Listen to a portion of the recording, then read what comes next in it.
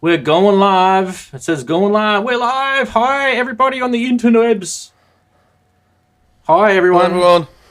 Now, hello. I'm going to be relying on everyone who is watching this on the interwebs because I am technically flying blind. I've got a stream coming out of an ATEM Mini Pro ISO this week. And if you guys can't hear me, let me know, please, straight away, because we're going to have to make some massive changes. So just let us know if you can hear us. Everything's fine, that end. If you can hear me, you'll be able to hear the rest of the guys. It's just really just me checking the settings. And just wait a couple of seconds for them to catch up. And hopefully they can hear us. Please tell us. Please be nice and tell us. All good. Okay, we're good. Right.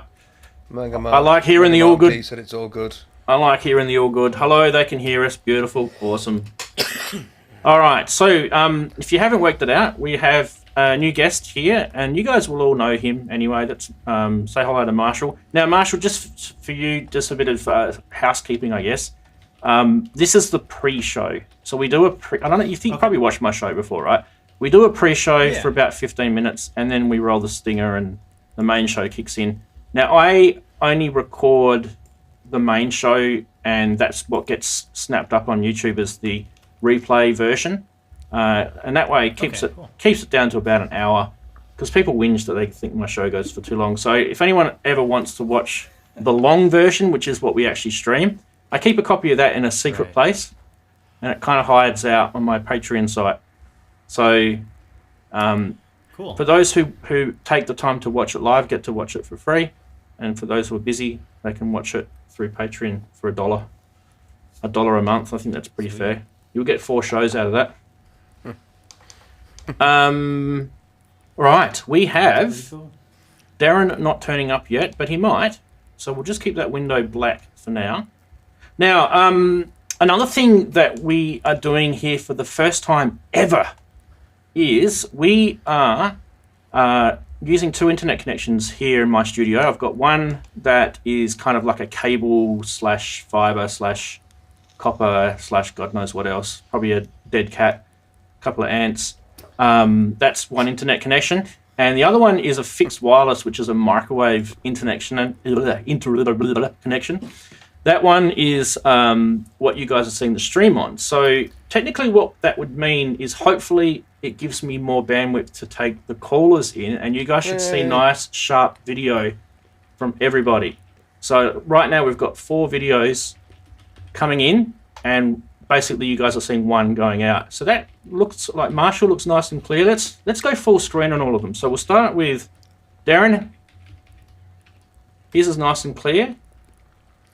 And we've got Marshall. That's beautiful. Look at that.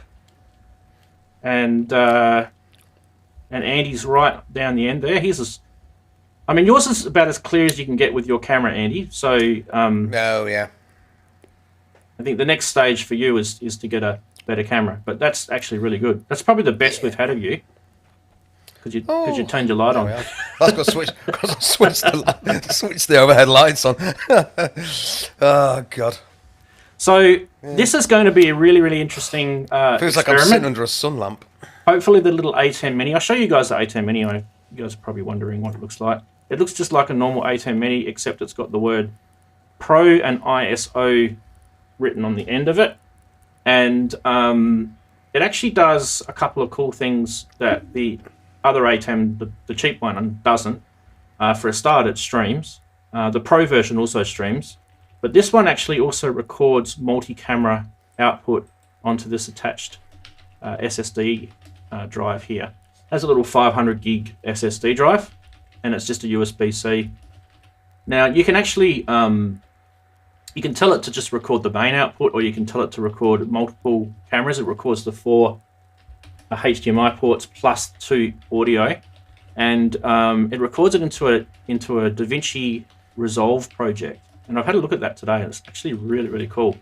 So for me and people that I like to do those sort of jamming videos, that's going to make our post-editing so much easier. because literally we can press buttons while we're doing our jam or our videos or whatever, and then at the end of it, if we're not quite happy with the transition and if it didn't quite hit at the right time, we can actually adjust that because it's recording all those multiple camera angles. And the other thing that I'm lucky enough to have an old A10 Mini. They're not that old. I had it since November, but I'm actually going to plug the other A10 as one of the inputs into this. So that technically means now I'll have 4 camera inputs on the old A10 plus the other 3 on here. I don't know how many camera inputs you need, but that's a lot. That's 7 inputs for me, technically. Well, 8 if you want to be real technical. But yeah. Now, that probably bored the absolute pants out of everyone. But anyway. Okay. And we haven't got... I put those show notes up in the Facebook group. Darren, you never get that because you want to be off-grid, so that's boo-hoo for you. Did you see that, Marshall? You haven't had a chance to look at it. We can hear you. I did take a quick peek at it. Good. There's not much in there. Yeah, okay, good. I wasn't sure if I was missing some pages, but... No, there's only a little bit of news this week, so... but we won't give it away just yet. Let's surprise them. Sure. Surprises. Oh.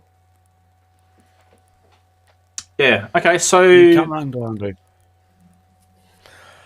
No, same camera angle, just put the lights on. All right.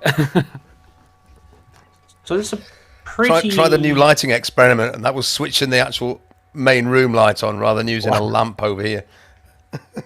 It's all high tech here. Yeah. So Finn's the first to jump in the chat. Then we had Azio Head coming in next. And they were chatting for a bit. And then Richard Grolks. Hello to Richard. I've never seen you in the room before. And if you've been a lurker before, let us know. Say good day. Mega Mark's in there. Awesome to see you, buddy. And where else? We've got Wayne Murray. Nice to see you back, mate. Inky's in there. The Intergalactic Federation. So that's Dazza from Down Under. He's staying up late for us. And a big, massive hello to you, buddy. Nice to see you. Sergio is in there. Mr. Max in there. JX3D from Copenhagen in Denmark. Big hello to the Danes. Who else we got? Wow. Lots of chatting going on. So yes, beautiful. And I'll go through, guys, and say hello to you like formally later on. Dazza wants us to entertain him. What on earth does he think we're going to do? Richard's been here before. I might, like, if you get really offended by anything that I say, like I say every week, just throw your synth at the screen in disgust. Because, you know... Nobody's got any synths left. There's been... Well, it's been lots of screen sales and lots of synth sales. Oh, dear. All right. I'm going to have a... what is this? Let's go to me. You bought it. This is a Pub's Blue Ribbon. PBRs. Oh, yeah. A Pubst. That's awesome. A Pubst. Say that really, really angry. I'm going to have a Pubst. It's the German for Pope. Oh, really? I'm drinking religiously now, am I? You are? Der Papst is the Pope.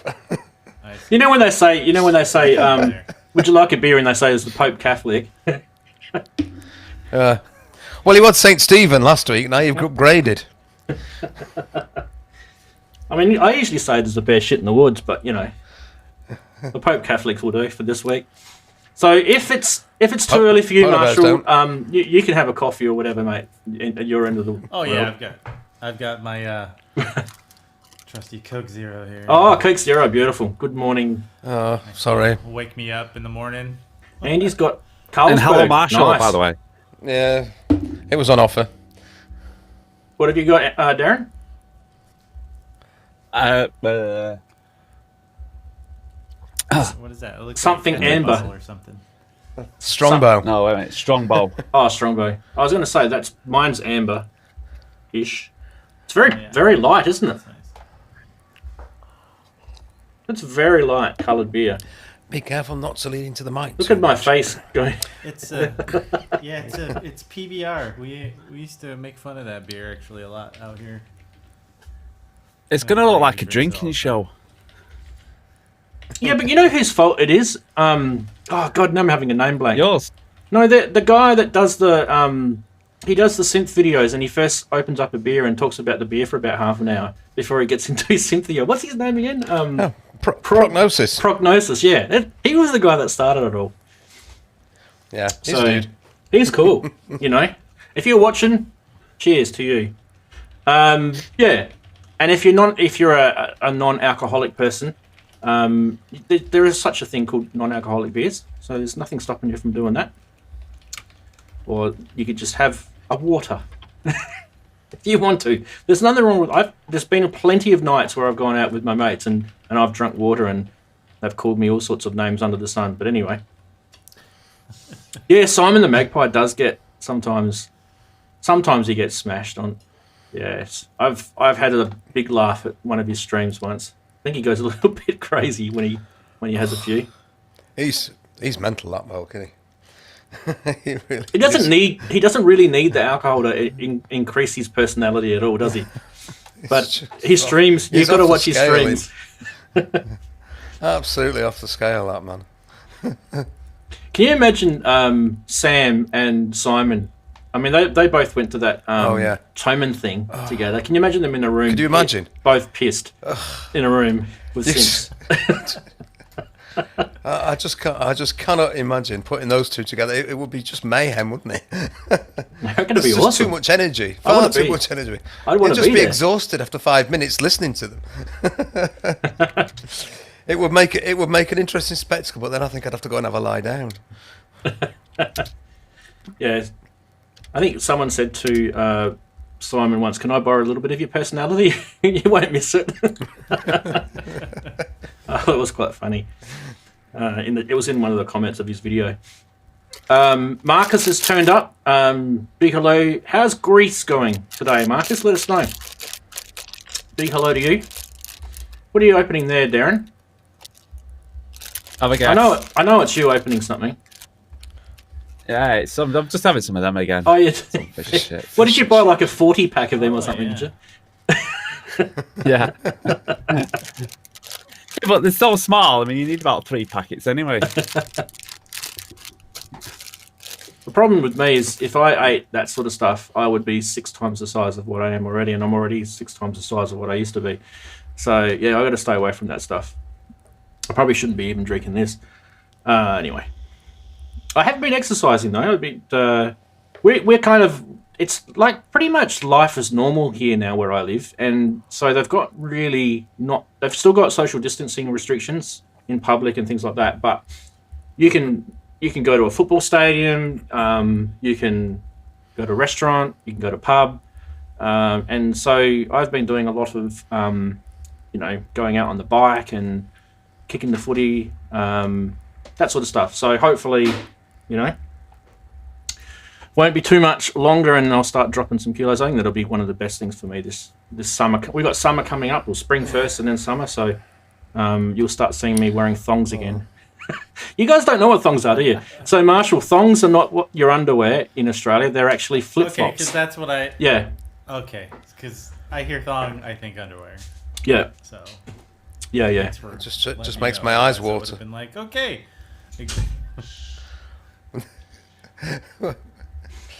Dazza is saying the beach is nice over where he is. Yeah, it would be. We actually had a 26-degree day. It's still technically winter here. We had a 26 degrees in Celsius, that is. So, Marshall, you have to 26 degrees in winter. So that's Yeah, just disgusting. 26 degrees in winter. Beautiful day, clear blue sky, not a drop of wind in the air. It was beautiful, absolutely gorgeous. Yep. Pity I had to go to work It's that pissed day. it down all bloody week here. Well, it rained. It rained today, so we made up for it. Oh, it's absolutely pelted it down. I went for a walk actually yesterday. It was nice and dry in the morning. It's like, I'll go for a walk. So I went for a walk. I was about half a mile from my car when the heavens opened. There weren't any sort of warning spits and spots. It just suddenly went whoosh, and I was absolutely soaked to the skin in seconds. and it carried on raining all day. It was blooming dreary. It's been like that this week. So it's actually now that it's stopped raining, I'm sitting You in need to here get one of talking these. to you guys. You need to get one of these. What, a watch? No, one of It's those sunny, eh? smartwatches. They warn you when Smart- it's about to smart. absolutely pelt down. Well, Yep. So you said most it of the was time in this country, you get 26 a sort of few degrees- spits and spots. So was that Marshall? 26 degrees Celsius. Yes. Okay, so we convert that to Fahrenheit. 78.8 degrees. Oh, I was going to say 78. That's just as a guess, but Yeah. wow, it is actually 78. So 78 is quite a nice day, right? Yeah. Yeah. Yeah. Yep. Low humidity Damn as hot well. one for us. I know, Marshall. You're down. It is a damn hot one for us. You're yeah. down in the more humid part of the US, but this was your Yeah, winters are quite low it's in like- humidity, aren't they? Yeah, I've only had one winter out here, and it's it gets like 40 degrees Fahrenheit outside. Everyone's like wearing a coat, and I'm like, there's nothing. I'm from Colorado, where it gets Oh right, yeah. Yeah. So, yeah. Yeah, I thought you. Yeah, I thought you'd said you were from Colorado, which it must get pretty cold in Yeah, Colorado, and Colorado, certainly up yeah. in the mountains. I mean, but, yeah, lovely, Yeah, mile high. lovely and cold. Yes. Oh, aye. Inky loves Yeah, I the left that, Aussie though, for the heat. stuff. She was making a comment. I heard an Aussie say he had busted plugger. Needed to know what the F that meant. Busted plugger. I actually don't even know what that meant. Pluggers are flip flops too. Okay, Pluggers. I'm learning. I've never heard of that. That might be. See, that might be a new. Because they do have like where the bit that goes through It's like the Cornish the chicken dialect. block English. where the toe is, right? You know how it's got the bit that goes through the that's a plug, right? And if that comes out, you can't wear them. It just fall off your feet. Yes. So that could be why they're called pluggers. There you go. Never Havianas. Is that how you say it? Havianas? Javianas. Oh, no idea. Gold Coast slang, yeah, could be. Could be Queenslanders. Well, we call them banana benders, the Queenslanders, because they grow bananas up there. We're called sand gropers where I live, because there's lots of sand here. I don't know. At least we're not called cockroaches or something like that. That would be a terrible name. Each state in Australia has kind of like a nickname. So... yeah, nothing about synths though, Azio. He says you learn so much on this channel, but nothing about synths. Well, everyone's said it all already, haven't they? It's Cane toads. what a can book we is say? general knowledge. All right, I'm going to hit the button. Okay, here we go.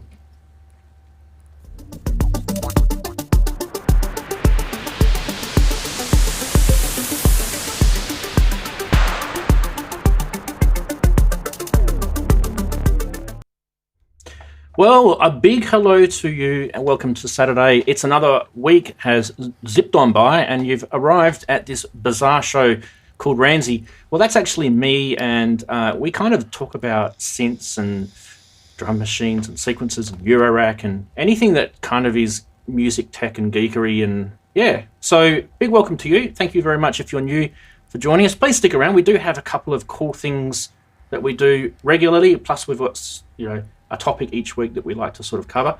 But first, I'd like to say hello to everyone. Now, I've got a special guest that's come in this week, and you can have a little bit of a squeeze at everyone that's here. But without further ado, I think we'll probably say, because new guests can go first. Big hello to you, Marshall. Thank you for joining us. How's your week been? Oh, it's been excellent. Thank you very much for having me on the show. Oh, it's absolutely awesome to have you. Now, Marshall, you're going to be showing us probably what everyone's probably come here to watch later. So you're going to be running the show pretty much from there. The BlueARP DM, which is in all of its glory. Yes, look at that. It looks amazing. Yes. So we're going to check that out a bit later. There's a bit of a teaser, eh?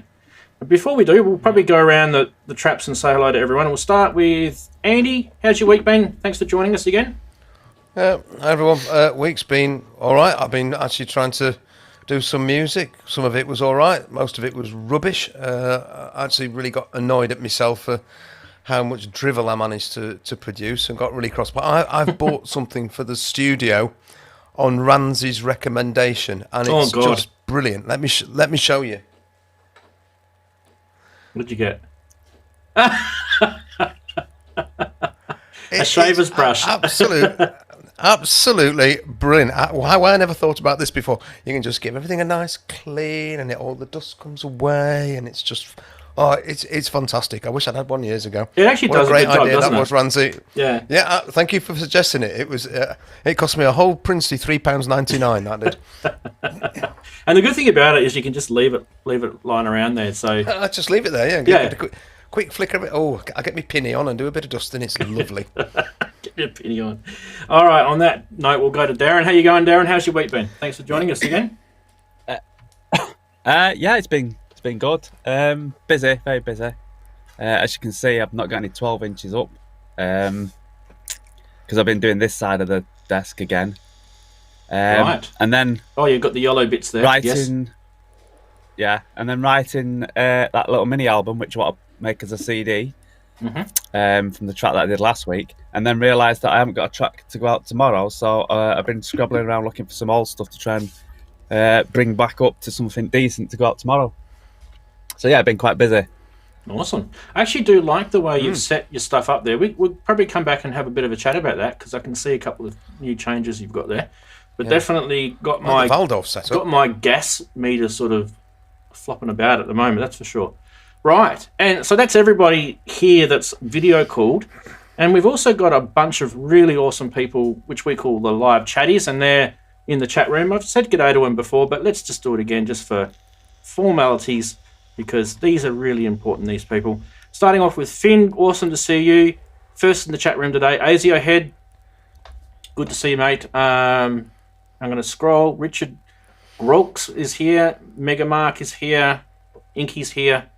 Who else? Wayne Murray. Intergalactic Federation, which is Dazza. Nice to see you, mate. Sergio, Mr. Mac. JX3D. Who else? Who else have I forgotten? Scrolling a lot now.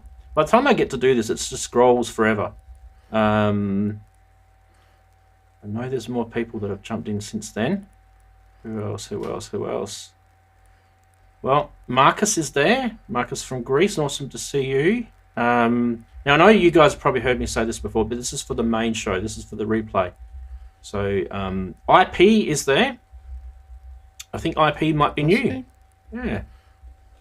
Not IP, the IP that we know. This is technically just a nick that says IP, unless Chob has changed his nick, which I don't think he has.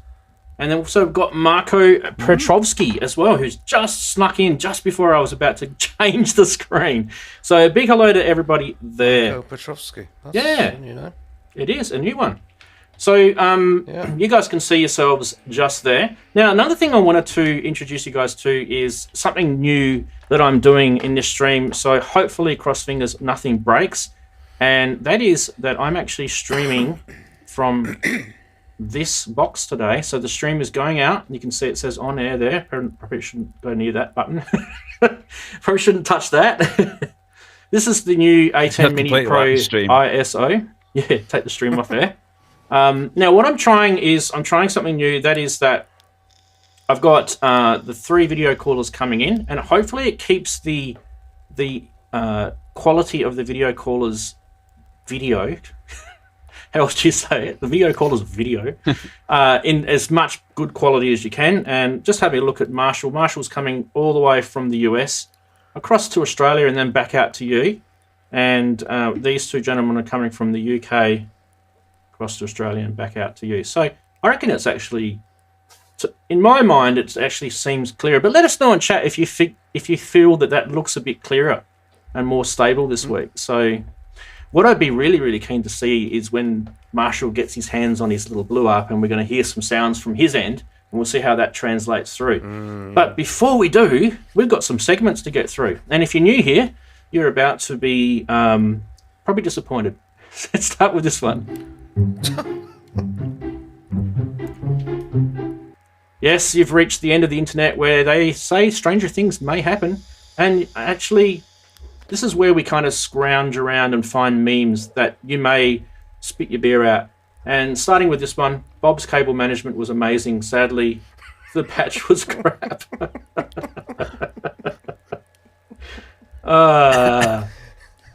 It just gets better, this show, trust me.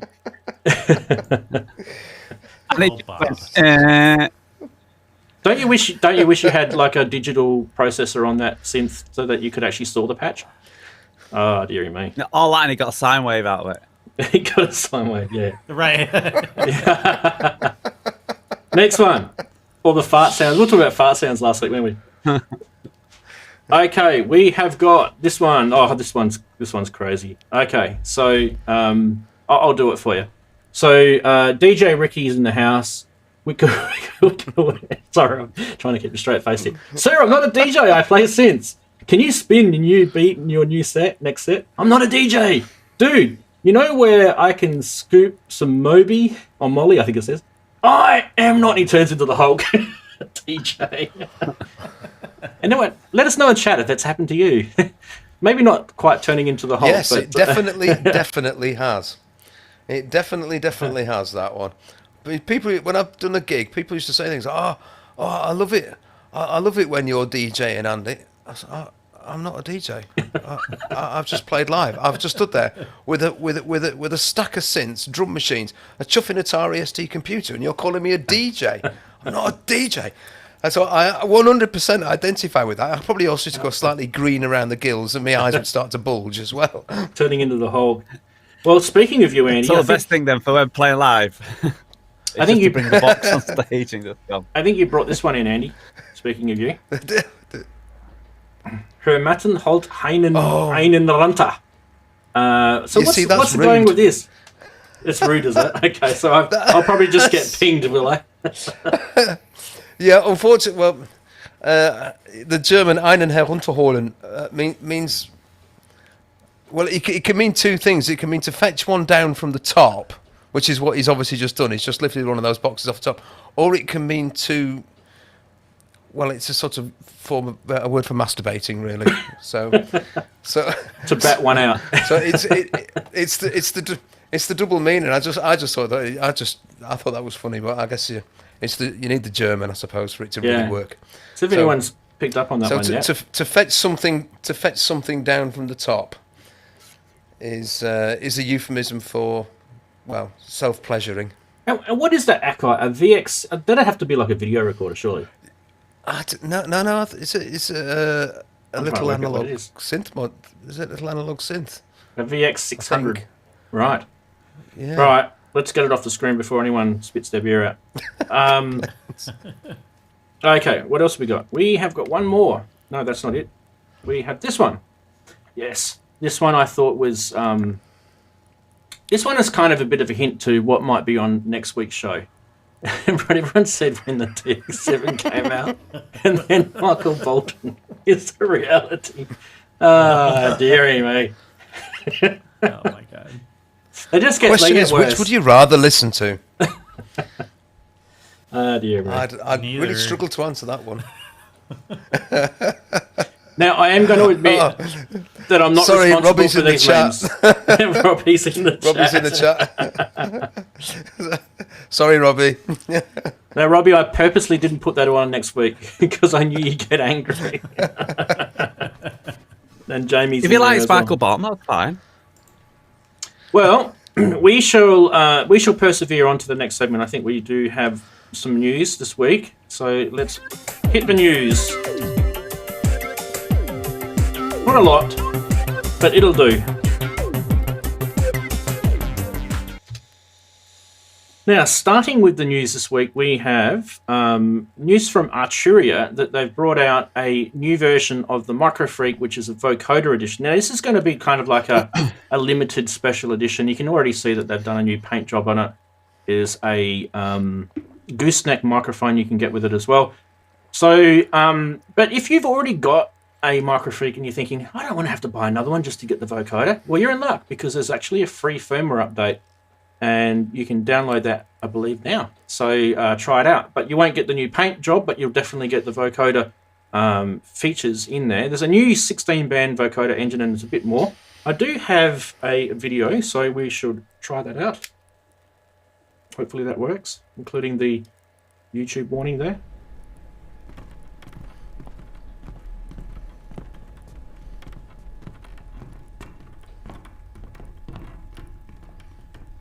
That's important, that statue, obviously.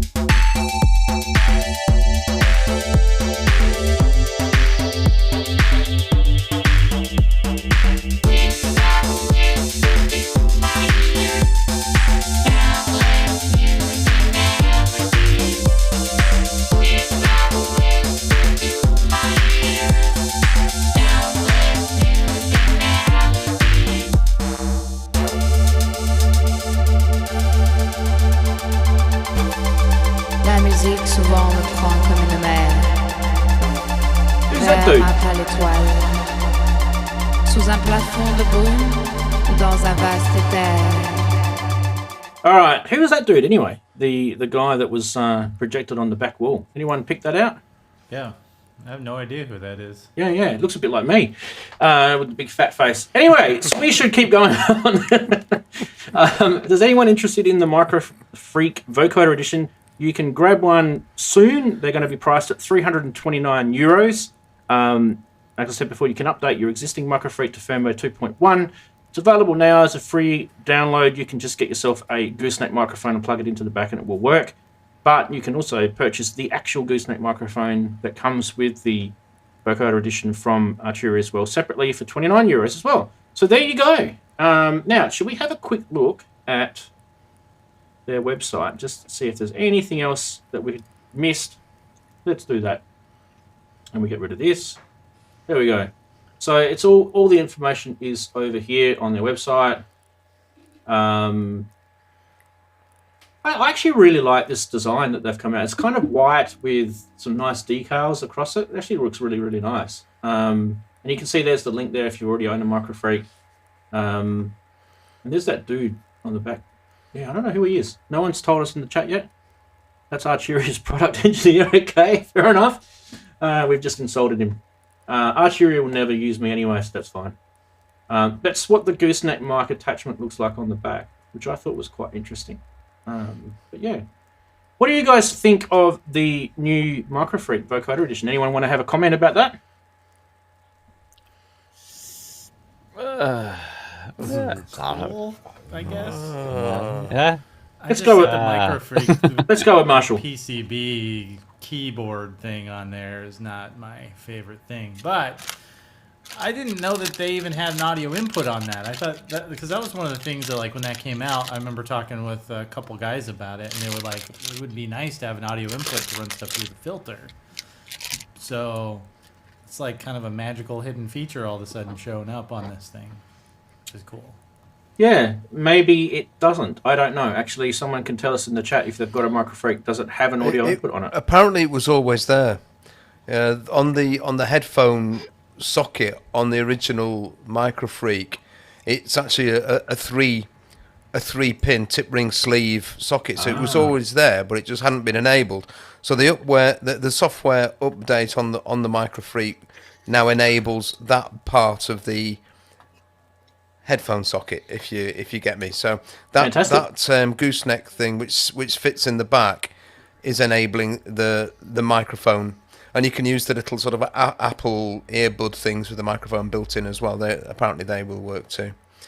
I think it's interesting that the Micro Freak this one is white and it looks better in white, but the BeatStep Pro and the KeyStep look better in black. Yeah. Why is that? Or is that just me? No, I agree. Absolutely. Really contrary. Good point. No, that's a really good point. Yeah. Yeah, Marshall, you were going to say? I was gonna say, okay, so it's got the TRRS connection, like on a cell phone. If you were gonna plug in headphones with a mic on it, it's got that extra ring on it, and that's where the mic jack comes into play, I guess. So that makes sense. Yeah, so it was a hidden feature. Fantastic. Yeah, cool. That was quite smart. What about you, Darren? Do you have any opinions of the Microfreak? Is that something now that you might get? No. Can you see anywhere I can put anything anymore? I've literally got no room. Strapped to the back of your chair, maybe? It's I don't know what to say. It's good upgrade, I suppose. A special edition. They like special edition and stuff, don't they? Well, like you say, I like the white colour. I think it looks. I quite like it in the white. Does anyone actually know if the actual surface of it is it all metal? I know where the keys are. It's kind of like a metal thing, isn't it? With a like lumpy sort of feel to it. Where's that photo gone again? Is that all metal, that surface? Or is it plastic? I thought it was plastic, but Yeah. maybe not. Maybe it is metal. I don't know. And guys in the chat can let us Last know. time I tested one was at KnobCon last year. So, and I don't remember what the panel was, if it was metal or not. Jamie's saying it's all plastic. Okay. All right, cool. Okay, yeah. Fantastic. Okay, let's keep going. We have not a lot of news, like I said, but not much happening really in the big wide world. But this might be interesting for you guys. And that is that you can turn your DM12,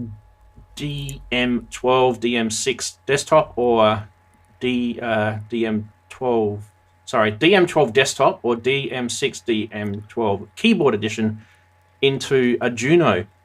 With the Juno decals, there's actually a couple of others as well. Now, this is quite interesting. I haven't seen anyone do this yet. So this is a company in the UK called Tora Records. And let's have a bit of a look over here. Let's turn that off. Let's get this up. And we'll go over here. So you can see there is the Juno style decal. Now, it's £54.99 for both the faders and the decal sticker to make your DeepMind 12 look like a Juno. And you also have, what else? There was also a couple of other options as well, which I thought were kind of cool. So you had Xeon style and Synthwave style. So there's a couple of different color schemes there. So the Xeon was kind of greeny yellow. Have a bit more of a closer look at that. I thought was quite nice. And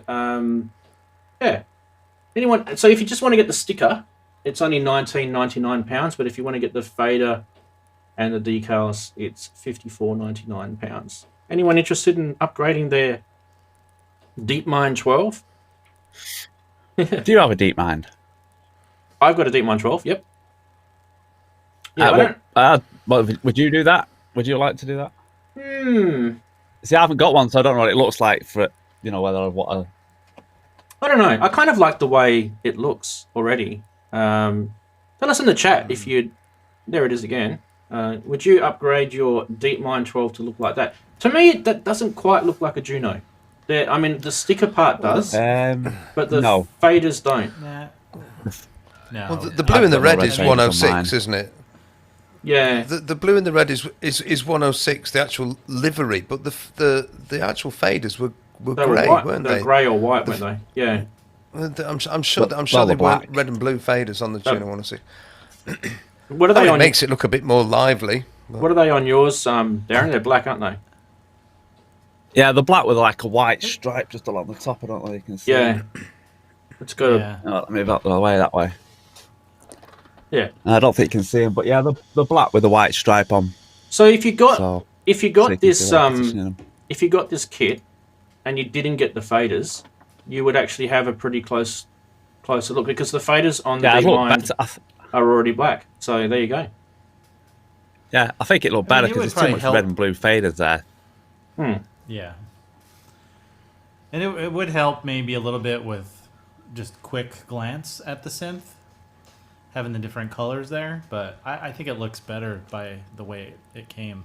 Yeah, I like the way it is now. That's just me. Guys in the chat saying, I have the DeepMind, or Marco saying I've got the DeepMind 6, and it's a no from him. Who else is saying it's a no? Marcus is saying I'll leave mine as it is. Yeah, so kind of most people are kind of agreeing with me. I actually really thought the design of the DeepMind was actually quite nice. So, yeah, I don't know who came up with that idea, but someone may want to do that. So it's it's not for everyone. Let's go back, which we got one other little bit of news too, which I thought kind of snuck in during the week. Where did it go? Ah, that's right. We've got to go back to... Sorry, just let me get my setup going again. Right. I don't know where the photo's gone. I've lost my photo. 1 second, people. Technical problems. You pressed that wrong button. No, I haven't pressed the wrong button. I'm just missing something out of here for some reason. Okay. I'll just do this. Here we go here. So the news was that a famous Nine Inch Nails musician, Cortini, I think he's actually sold it now, or he's taken it off anyway. I can't seem to find it anymore on Reverb, but there's a Buchla 406 for you. Now that's not his, I don't think, in there. But yeah, has anyone actually seen it on Reverb? Did anyone actually see the listing? Apparently it was on Reverb for a little while. And how much did it go for? Does anyone know? Got a ping from Music Radar about this, and it said if you have to ask, you can't afford it. So there was no price. I suppose it was stupid money. Now let's have a look at this. I think there's a little video of Alessandro, and I think just in the background there you can see it. Yeah. I recorded guitar on his stuff, and by osmosis, so this was in January this year. The electronics from him in a way, and it just showed me a whole new world. And that's when. So if you actually do want to check out his Buchla, it's in that video, and I'll link it into the description below later once all the video's up and I've finished editing everything. The work is never ending here. I need to employ someone. Anyway, right, we shall move along. We have anyone want to make a comment about any of those news items? I think we good. We move on. Cool. Right. Yeah, Next segment. Yeah. We do have some prices to watch, and I don't know how they manage to come to me every week, but they come in thick and fast. And we're going to start with this one. Apparently, this is super rare, hence the capital letters, and apparently it's vintage. Yes. You too can own a PSS 51 from 1974. I don't think it was 1974. No way. For a start, 1984 perhaps. They didn't even have a 1984 microprocessor that could do it back in 74. Exactly. So, but yeah, US $2,000. Who's going to quickly rush out and get that one? In fact, I actually think I might even have the listing up on my screen here. Let's see. That's hilarious, though. Is this it here? Yeah, let's go across to here. Let's see if we can get this listing. It's live, guys. So here we go. Here's the real listing. This is something new I've decided to do. Let's get the new listing showing. Oh, yeah. Hit that buy it now. Should we buy it? That's all you. Should we get it? No. Add to cart? No, don't do it. You probably buy it and it'll show up as like a picture of one. There you go. Look at that. Look at that fantastic photo. Oh. Doesn't that give you gas? Look, he's even done the photo here. You can actually have a nice look at it close up. 1974. Look at that vintage 70s synth there. Yeah. Beautiful, isn't it, hey? Beautiful. Who wants to buy that? Anyone? Anyone? Yeah. Send me the money and I'll get it for you. All right, we'll keep going. Okay, first one. Second one is this one. This one's quite cool. Oh, heck. Hey? A dub rec. I think it's stylophone or xylophone. Gen R8 touch analog synthesizer. Limited. Everything's limited or rare or owned by a bunch of alpacas. If you want to sell it for slightly more, you just go, it's limited. Mint. My favourite word is mint. Do you know anything about that one, Ramsey? No, you can talk about it. I'll get up the website while you're doing it if you like. It's they're a British company, I think, in spite of their name looking French. I think they're British, but they basically started reissuing all these sort of stylophone things. But that's a full two oscillator analog synth with a touch plate keyboard, and it sounds really, really dirty. It's actually a fantastic little synth. I had a play on one of those at Synthfest last year, and it sounds absolutely phenomenal. In fact, it's one of Gaz Williams's favourite machines. He loves it. I think they were about £300 new, which is going to come out at about, say, $400.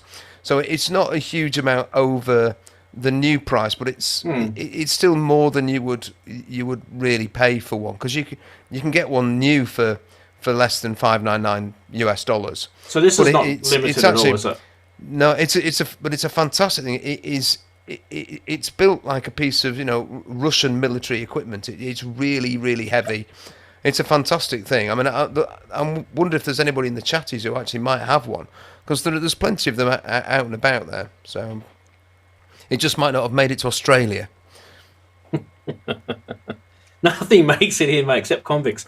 Right, moving right along. I didn't say that. I didn't say that. Whoa. What about this one? Oh, it's pink. It's pink. Inky, where are you? The custom Onde Magnetique OM1 cassette synthesizer. Oh, ooh la ga. Quick, catch the train. Catch the train to France, everybody. There it is. They even have a video, don't they? But it's from Phoenixville, Pennsylvania. Yes. Or PA, is that Pennsylvania? It is. It's from Phoenixville. Let's have a bit of a closer look at it, because it is on Reverb right now. Reverb, you can send me the money later on. Yeah, there you go. 2,450 smackaroos, eh? Excellent condition. What have we got? Yes, it comes with the Sony. With the pink tape. Yeah. Wow. And what is it? This is the flute. What is that? Yeah. What the hell is it? That is weird. Dear. Now, I wonder if the video actually works on here. Should we try? Oh, it's a YouTube video. Oh, maybe we'll get pinged. Now, I don't know if this is going to work. Right. Oh, yeah, we're getting sound.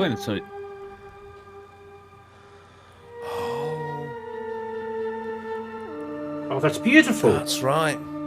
It speeds up and slows down the tape. The tape. So it's like a monophonic mellotron. This actually be pretty cool. That's kind of cool, actually. Yeah. Yeah, I don't know if it's $2,500 cool or however much. I like the way we're all laughing at it, and now we're all looking at it going, wow. Oh, hang on. We're all like, ooh, that's pretty neat. That sounds like a dick for laughing at it now. No. I was just going to say...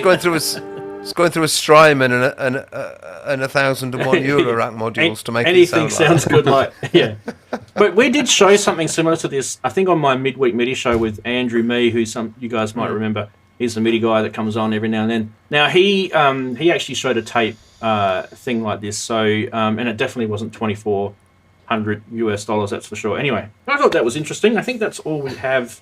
Oh no, there's one more. I don't want to cut it off just yet. There's one more. I think Andy showed us this one. Do you remember showing us this one, Andy? Korg Electro. Because I put that. Is it an ER? Or is it an R? It is an ER Mark II. Mark II. Yeah. 200 quid. That in. Doesn't seem like a scam to me, that. 200 quid doesn't seem too unreasonable, does it? Seems about right, yeah. It's like new. Yeah. That's actually a pretty good nick. Nothing scammy about that. Right. Manchester. Heaven only knows. Oh, maybe it was just because Darren was selling his Electro. I don't know. It did say it's coming from yours, Manchester. Darren? No, I don't think so. I have no idea. I can't remember. It just might have been a stab at Darren. Or maybe Darren, you should just pick it up and you can join Andy with the Electribe. Jams or something. Just Eternity. Meet in the middle of the hill somewhere and jam your Electribes. Take a Jenny with you. Anyway, that's it. Yeah. We have reached the end of all the cool segments. Hopefully you guys enjoyed it. Let us know in chat if you're new and you are lurking and you enjoyed those segments, because we do kind of pump them out every week. But without further ado, I think we can go across now to check out the BlueARP, the mysterious BlueARP. And Marshall, I think it'd be a good time, if any, to actually tell us a little bit about this. It's in beta, isn't it, at the moment? So Yeah, so the unit that I've got here is a pre-production unit, and this is based on the BlueARP VST arpeggiator / step sequencer that's been available for many years by Oleg Mikheyev. So he's developed this into a hardware unit now, and basically what it is 8 instances of the BlueARP arpeggiator VST, but in a box now. And it's got 4 MIDI DIN ports for outputs that you can route to hardware synths. And it's got a couple MIDI DIN inputs as well as a USB input as well. So, and it's bus powered over USB. So you could either plug it into a portable power bank or, run it off, a MIDI port on your computer, or a USB port, sorry. So that's kind of the idea of it. Is it's based on the actual VST software that's freely available, and so if you understand how BlueARP works, it's pretty much the same thing but with a few extra things. And one of the cool things that you can do with this is you're actually able to chains, if that makes sense. So I don't know how well you'll be able to see this here. But there's a setting in here called meta chains, and I'm trying to find the page. Here it is here. So you can actually, it's probably not readable on the screen, but you can actually set it to chain a bunch of different sequences together, and you can switch them on the fly by pressing the buttons here. So I'm able to switch. So like with this one, I'm actually changing a couple of the instances to different patterns, or I'm muting or unmuting patterns, if that makes sense. So that's one of the cool things about this. It's also able to send patch bank changes and things like that, so you can actually switch sounds on your synths remotely, all from here. So it's from my standpoint and the type of music I make a lot of trance music and techno stuff. So that stuff is very arpeggiator driven for the most part. And so having something like this in a hardware form is really cool. Because to do this with software, you'd have to, have a DAW and route things all over the place and get it to work that way. With this, you just plug your synths in, set your MIDI channels, and it's really easy to edit the patterns, like in here. So we have the different patterns. Oops, and I think I'm actually yeah, so like instance 1 is running to a JP8080 over here. Instance 2 is going to a TB3. Instance 4 is going to my Waldorf Kyra. Sorry, that was actually instance 3. Instance 4 is going to a Virus TI. 5 is going to the Kyra. 6 going to the TI. And 7 is not in use. But anyway, so this is like, for me personally, it's like a dream come true having this thing. You could set everything up and then you can do a whole set of music without needing a computer. Yeah. If that makes sense.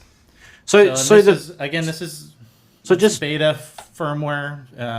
So just pre-production hardware, but on the sort of spec side, it's an 8-track ARP / step sequencer, isn't it? So you can either have an ARP or a step sequence running on each of the 8 tracks, right? Independently.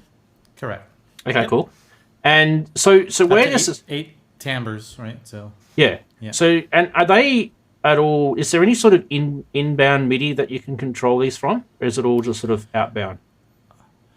So the way it works is you can plug, so right now I have my Novation SL61 Mark II plugged into the MIDI or the USB input here, and it recognizes the actual controller.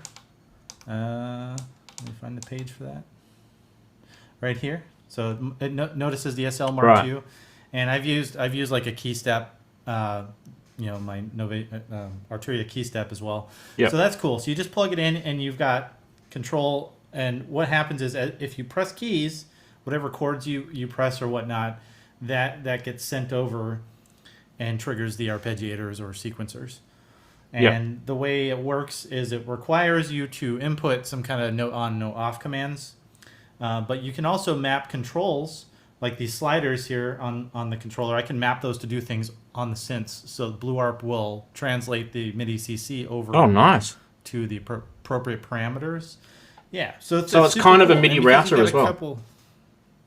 Exactly. And because it's got a couple of MIDI DIN inputs as well, you can also either slave those with MIDI clock, or vice versa, have the BlueARP slave to an external device, or over USB into a DAW. Yeah. So Now I would actually really like to get my hands on one of these, purely because I want to see how it would behave in when you plug it in, because it's supposed to be class compliant MIDI over USB, right? So I would like to see it connected up to the MPC Live or MPC X or MPC-1, because that's now got that new firmware, and I think this thing would just be killer with an MPC. Yeah, this thing paired with the MPC Live, or what's the other one, the Akai Force? I don't know if that can do the same kind of thing. The Force hasn't got the update yet. It's supposedly coming, Yeah. So might have to sort of see if I can get hold of the developer. We'll go to his website in a bit anyway. There's not much actually on the hardware at all on his website, I've noticed, apart from the YouTube channel, which is where I got the original graphic from. Exactly, and that's the best place right now to get info and updates from Oleg on this, is on the YouTube channel. And so, like I said, he's still going through the firmware. I'm helping beta test and help out with a few things and recommendations. Sure. And so this isn't necessarily a gospel at the moment. I know a few things are going to change here and there. So but overall, it's been a very excellent experience.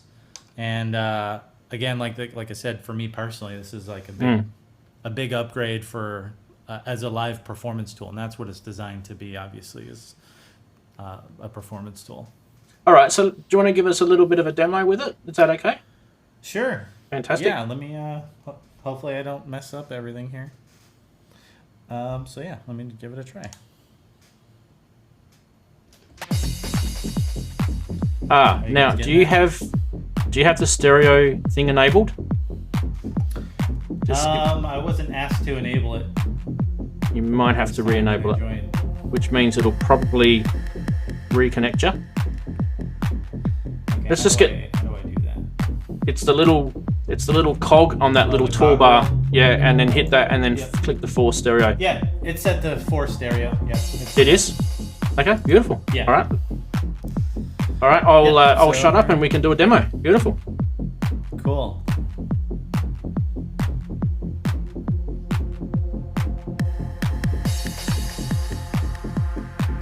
So I've got percussion running off of Ableton Live, and I'm triggering those on a push.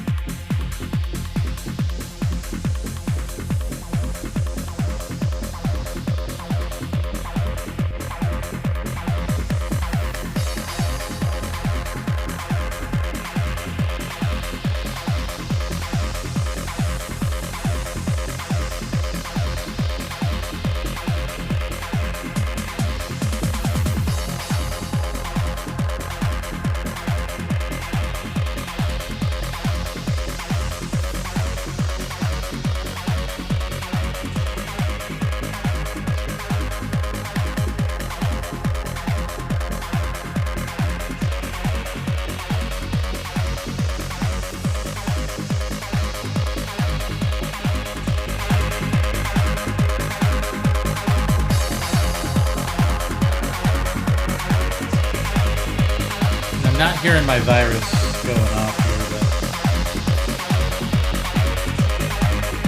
there should be some sweeps and things happening. Yeah, basically, right now you're hearing some bass from the Kyra. The pads are from the 8080, and obviously the TD3 was playing, and that's kind of how it works. So, and I would normally switch over here, and you would hear some additional timbres from the virus, but I don't know why that's not playing right now. I'm running that through the TI plugin, so that could be, maybe that's not working right for me right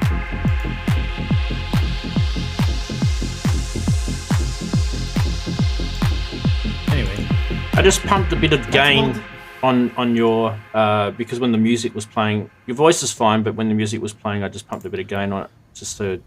Because a few guys in chat were saying it was a little bit low, but yeah, other than that, it's fine. Beautiful. Okay. Thank you very much. Yeah. All right, let's go back to having a bit of a chat about it. Now, one thing I will mention, and it's not a plug or anything like that, but there are similar products out there, aren't there? So the first one I think that we kind of all know of is this one, which is the Noodler. So the major difference with the Noodler is that this is more a motive arpeggiator gone completely crazy type box. And sorry, I actually had Andy muted then. Sorry, Andy. And obviously this doesn't do step sequencing, and it's only got 4 tracks, I guess you want to call it. So that's the big difference there. So in terms of standalone hardware, you know, out there, I guess you've got all your sort of groove boxes. You know, you could name plenty of them. They've got similarities, but I don't really think there's anything that kind of does what this does. I think it's a bit of a niche, isn't it? Yeah, it's definitely a lot different than the Noodler. So I hadn't even heard of the Noodler until someone mentioned it after I posted my performance using this on my YouTube channel. So I looked it up and I watched the Loopop's got a video on it, and I checked out some details on the website and everything for the Noodler. And that seems more like kind of like a happy accident type of machine where you kind of set parameters and it kind of takes care of generative note making, if that makes sense. Where this is more, you configure your arpeggiator patterns or steps for a step sequence, and you can enable things to latch or not latch. And then you play keys.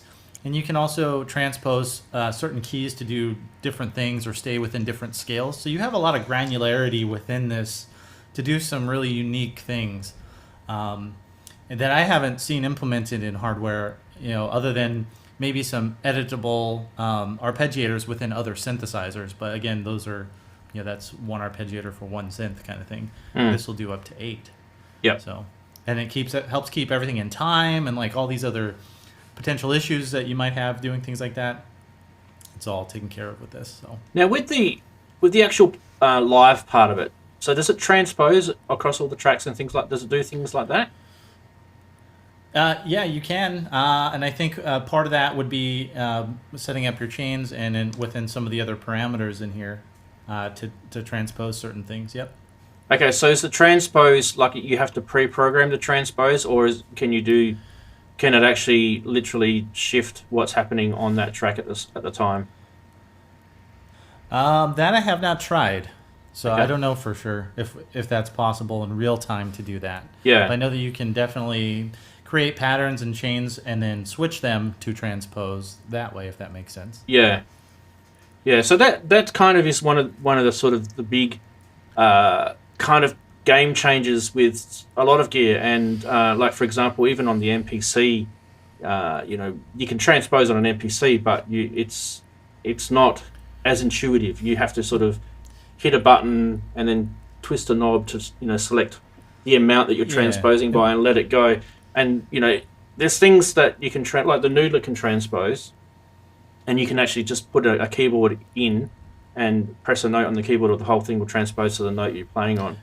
So yeah, that's people are mentioning the Key Step Pro's got 3 ARPs on it. Yeah, and that's true too. So it does. Yep.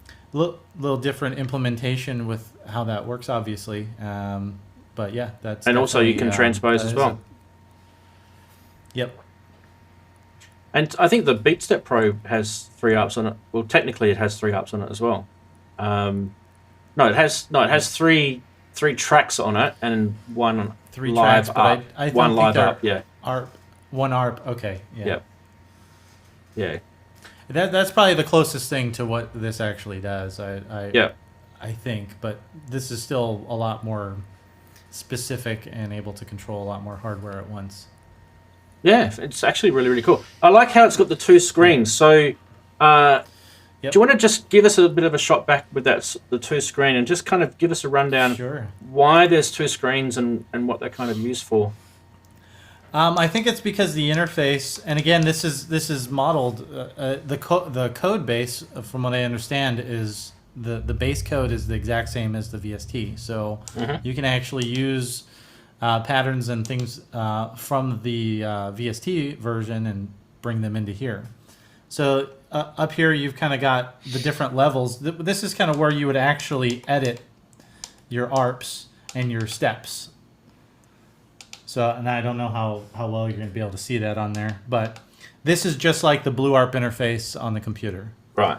And so you've got a section up here, but as you move and adjust parameters, you can see things kind of moving around here. Yep. Right. So that's kind of the idea. And to squeeze all the information in here, this is where I would set up chains and a chain number. And I would come into the meta chains and I would set those parameters in here. This is some of the MIDI routing that you do. So I mean, it's just having the extra screen allows for the additional real estate to be able to view a lot more information. So yeah, right. Yeah. Because trying to do this on this little one of these screens would be pretty difficult. Yeah. So and then the other thing is Oleg is working on a control bit of software so that you could actually do a lot of this through an application on the computer in terms of programming. Right. As Okay. well. So that's still in development. I haven't even taken a look at that yet. Right now, the primary focus has been to get this working perfectly and make sure we get all the features that are needed. So beautiful. Are you okay to take some questions from the chatties? Sure. Alrighty. We'll start off with. I'll keep you on screen, Marshall. We'll start off with if you guys in chat have a question that you want to ask Marshall about the BlueARP DM, fire them in the chat now.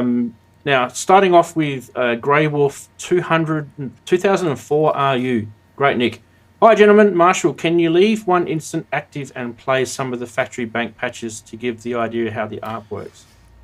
So he's asking you to do a demo. And Grey Wolf over there, that's Oleg. So he's the man with. Oh, he's the man. Fantastic. Yeah, he's the man. Oh. So yeah, let me play something.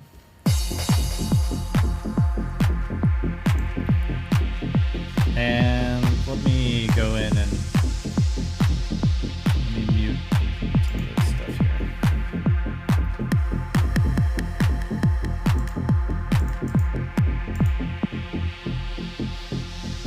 So we'll just do the Kyra since that's going.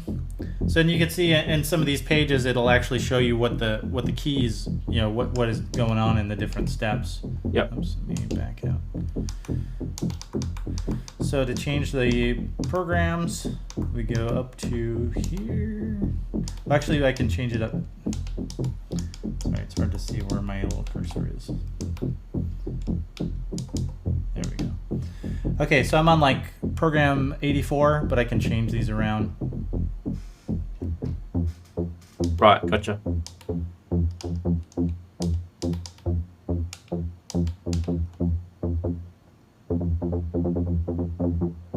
I don't know if that's too quiet or not.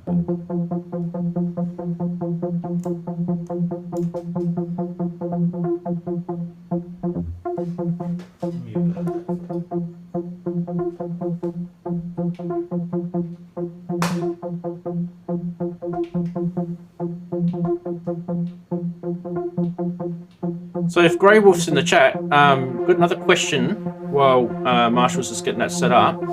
A few people are asking how much do you think it's going to be when you release it? What's the kind of guide price? If you don't have it, just a gut feeling. Yeah, that I don't know. That would be definitely an Oleg question if he's got information on that. The flickering is probably Marshall's got a fan on his ceiling. I've got a fan, and yeah, my camera may not be matched to the refresh rate. That's not visible. I think it's the fan.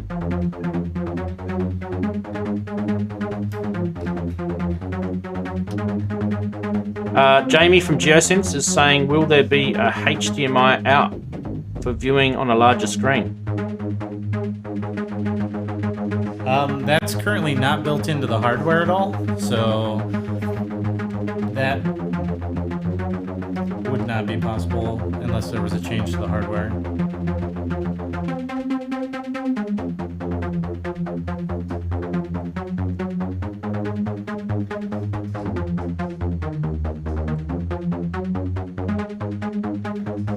So is this going to be a funded type thing, or is this going to be a, like it's not going to be a Kickstarter or anything, or is this going to be like a proper product that you just order through? As far as I understand, it'll be just something that you place orders for once Oleg's got that all up and going. Fantastic.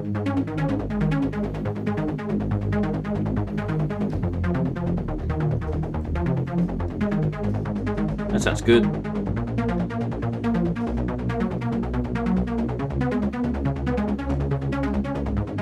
Definitely got a bit of a trance vibe to it, hasn't it? Oh yeah, because that style of music is very arpeggiated or driven. I think this is probably right up your alley, Andy.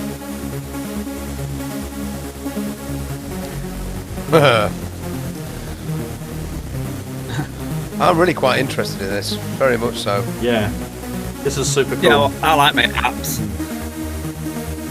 I love my arps. chance, so.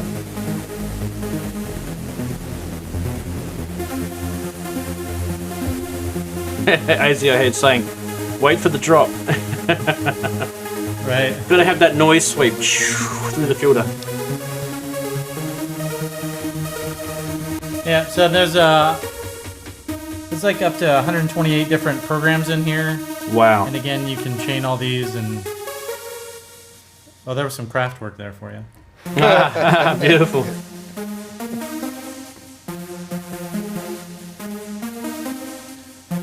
We are the robots.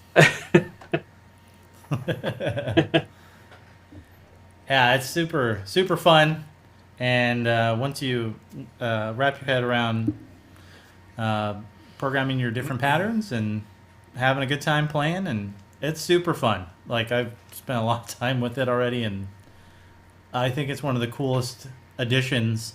And as somebody who's wanted to be able to do stuff live without being a DJ, like the little meme that we had earlier. This is Yeah, a nice, yep. nice tool for that. And because it can do step sequencing and other things like that, it can do trance really well because the arpeggiators, but you can do all kinds of different genres with it. So it's not like, oh, that's all it can do, because it's Can I cool jump what in you do with it. a question, Yeah. if I may? I'd like to ask you, Marshall, if I may, how intuitive you found it when you first got it to use. I know you said you'd sort of used the app, but is this box something that you can actually start using pretty quickly? The reason I'm asking you is that to my right here, you can see I've got a Novation Supernova, and you can set this up so you've got 8 different parts playing 8 arpeggios. It can be the same arpeggio, there can be different arpeggios, and to actually set that up is a real ball ache. It really is a pain in the backside to actually to set up. So to have something where you can do it really sort of quickly and intuitively is something. Yes.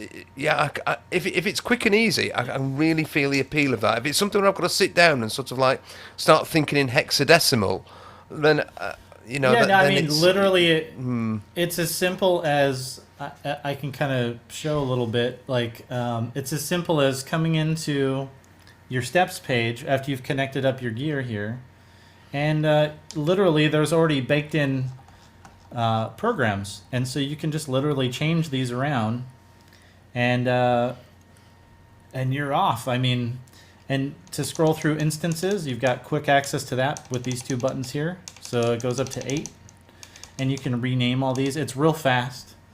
This is super simple to use without even having to necessarily change anything specific within the patterns themselves. But obviously, the more you, and it's really simple. You just navigate to these different parameters, and you can adjust these around, and you can, you can set like what key, how many keys, and how many steps, and it's, I don't know. This is really fast, in my opinion. Now I am familiar with the VST version of BlueARP, which helps a little bit. So to me, this makes perfect sense. Yeah. How this operates, but I think it's going to be a lot easier than diving into, your setup there that you have. Right. So we did get an answer back from Ray Wolf. He said that the retail price he hasn't set. He's got a rough calculation somewhere between $800 and $1,200 US. Small scale manufacturing and everything is quite inexpensive or quite expensive.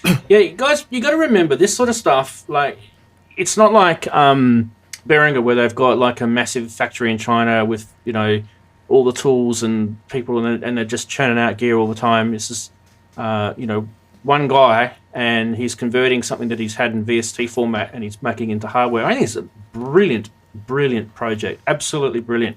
And Andy, as you said, I think it's crazy. the ability to be able to punch an ARP in really quickly. I think there's some questions in chat about can you set scales and things like that on the ARPs? Yes. Yep. I think I saw that in the screen before. Yeah. You can set scales. There's some other things that you can do that you can really get in and finally control what happens with the number of keys that you press, what scale do you want it in. You want it to transpose to a completely different scale from what you're like. If I'm holding a chord, you can have it transpose on certain instances to a completely different chord or different scale. It's really it can get really deep with the level of control that you have over the different parts. So yeah. Everyone keeps asking it's a strobing or something. It's just Marshall's got a fan in his room there. I've got a fan, guys, so he doesn't melt. I can turn it off. No, don't turn it off. Melt. Yeah, we don't want you to turn it off, mate. It's hot there right now. What is it? What temperature is it there today, mate, in your neck of the woods? Oh, let me see. I can check. By the way, it's how's like the 80 something? 80. So yeah, pretty decent temperature today. Oh, wow. How's 89, it's 89 right now. 89. There you go. That's a pretty warm day. How is the stream going today, guys?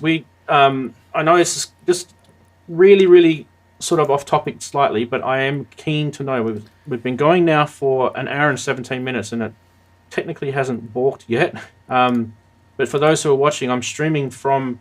This is not an ad for Blackmagic, but I'm just trying out this ATEM Mini Pro ISO now, and I've been streaming the show from that, and I've been bringing the videos in on a different internet connection. So I'm just very keen to see how the experience is on your part as a watcher, as a listener, a viewer, however you want to say it. Let us know in the chat if you're happy with the stream today, if the videos seem to be clearer, especially from the callers, the chatties that are coming in. Let us know. So any more questions for Marshall, make sure you let us know in the chat. Yep, and Oleg's in there too, so Grey Wolf can also answer some questions. Yeah, it's awesome having him in there. You might have as well. Yeah. Jamie's asking Oleg, why doesn't he do it as a Kickstarter? I think Oleg can answer that one. I think it's more for him. Stream's looking good and sounding great. Excellent. That's really good. Yeah. I tried to do a live stream of that thing the other day, and it just was a train wreck. The thing that tripped me up was I didn't know you had to update the software. I've got this thing called ATEM Software Control, and nothing was working, and I'm trying to get this thing connected, and I couldn't see it, and it literally was as simple as me having to download a new version of the software, and then everything worked fine. But there was another problem I had too, and this is actually probably a good thing. If you are thinking about going out and buying one of these, one of the things that you will probably want to do is get yourself a SSD external USB-C drive, and as you can see, I've got one connected to it there, which is a SanDisk 500 gig, and it's pretty quick as well. It's an extreme version. But that wasn't the first one that I first bought. The first one that I bought was this thing called a Samsung T7, and it's like a touch thing. It's got this little button on it, which I don't know what it does, but someone will tell us in the chat. This thing just did not work at all. I don't know, Darren. I actually haven't read it's the boxes on the floor. Literally, all I wanted it for was just to record video files, but it literally didn't work. So I was messaging the guys at Blackmagic Design. They got back to me within an hour. How quick was that? And they told me, you probably got the wrong driver. Out of all the USB drivers in the world, you've probably got the only one that doesn't work. So don't buy the Samsung. Doesn't necessarily mean don't buy the Samsung drives. Just don't buy the touch ones, the T7, I think they call it. So they don't work in it. But anyway, I think one of them has a fingerprint thing, so it's locked until your fingerprint's on it. Yeah. Well, what was happening is it was kind of weird. Like, so basically, when you record on this thing, you've got 3 options on recording. You can record the main output, which is what you guys are seeing. You can record multi-camera, so it records 5 videos. It records all individual cameras, the 4 camera inputs, and the main output. And you can record this thing called ISO, which is literally the benefit of this product completely. So it records everything that I said before, plus a DaVinci Resolve project with all the transitions, everything, all that you've pressed all these buttons during the record. And the problem with the Samsung drive is it wasn't recording the ISO for some reason, and I have no idea why. It's probably some sort of electrical issue with it. But yeah, trap for young players. These things I've found out in the last few days. So no matter how hard I would try to have that live stream, it just would have been train wreck after train wreck. I could have updated the software, that I still wouldn't have been able to show on the ISO record on it, which would have been pretty nasty anyway. What I think we'll do though, now don't go anywhere. We're going to snap off the main show because we've been going for a little bit. Stay around. This is for the live people. We're still going to continue on a little bit after this, but I'm going to roll the stinger. So let's do a virtual goodbye for those who are watching us on the replay. Say see you later, everyone. Don't go anywhere if you're actually watching this. Stay here. We'll be back in a sec.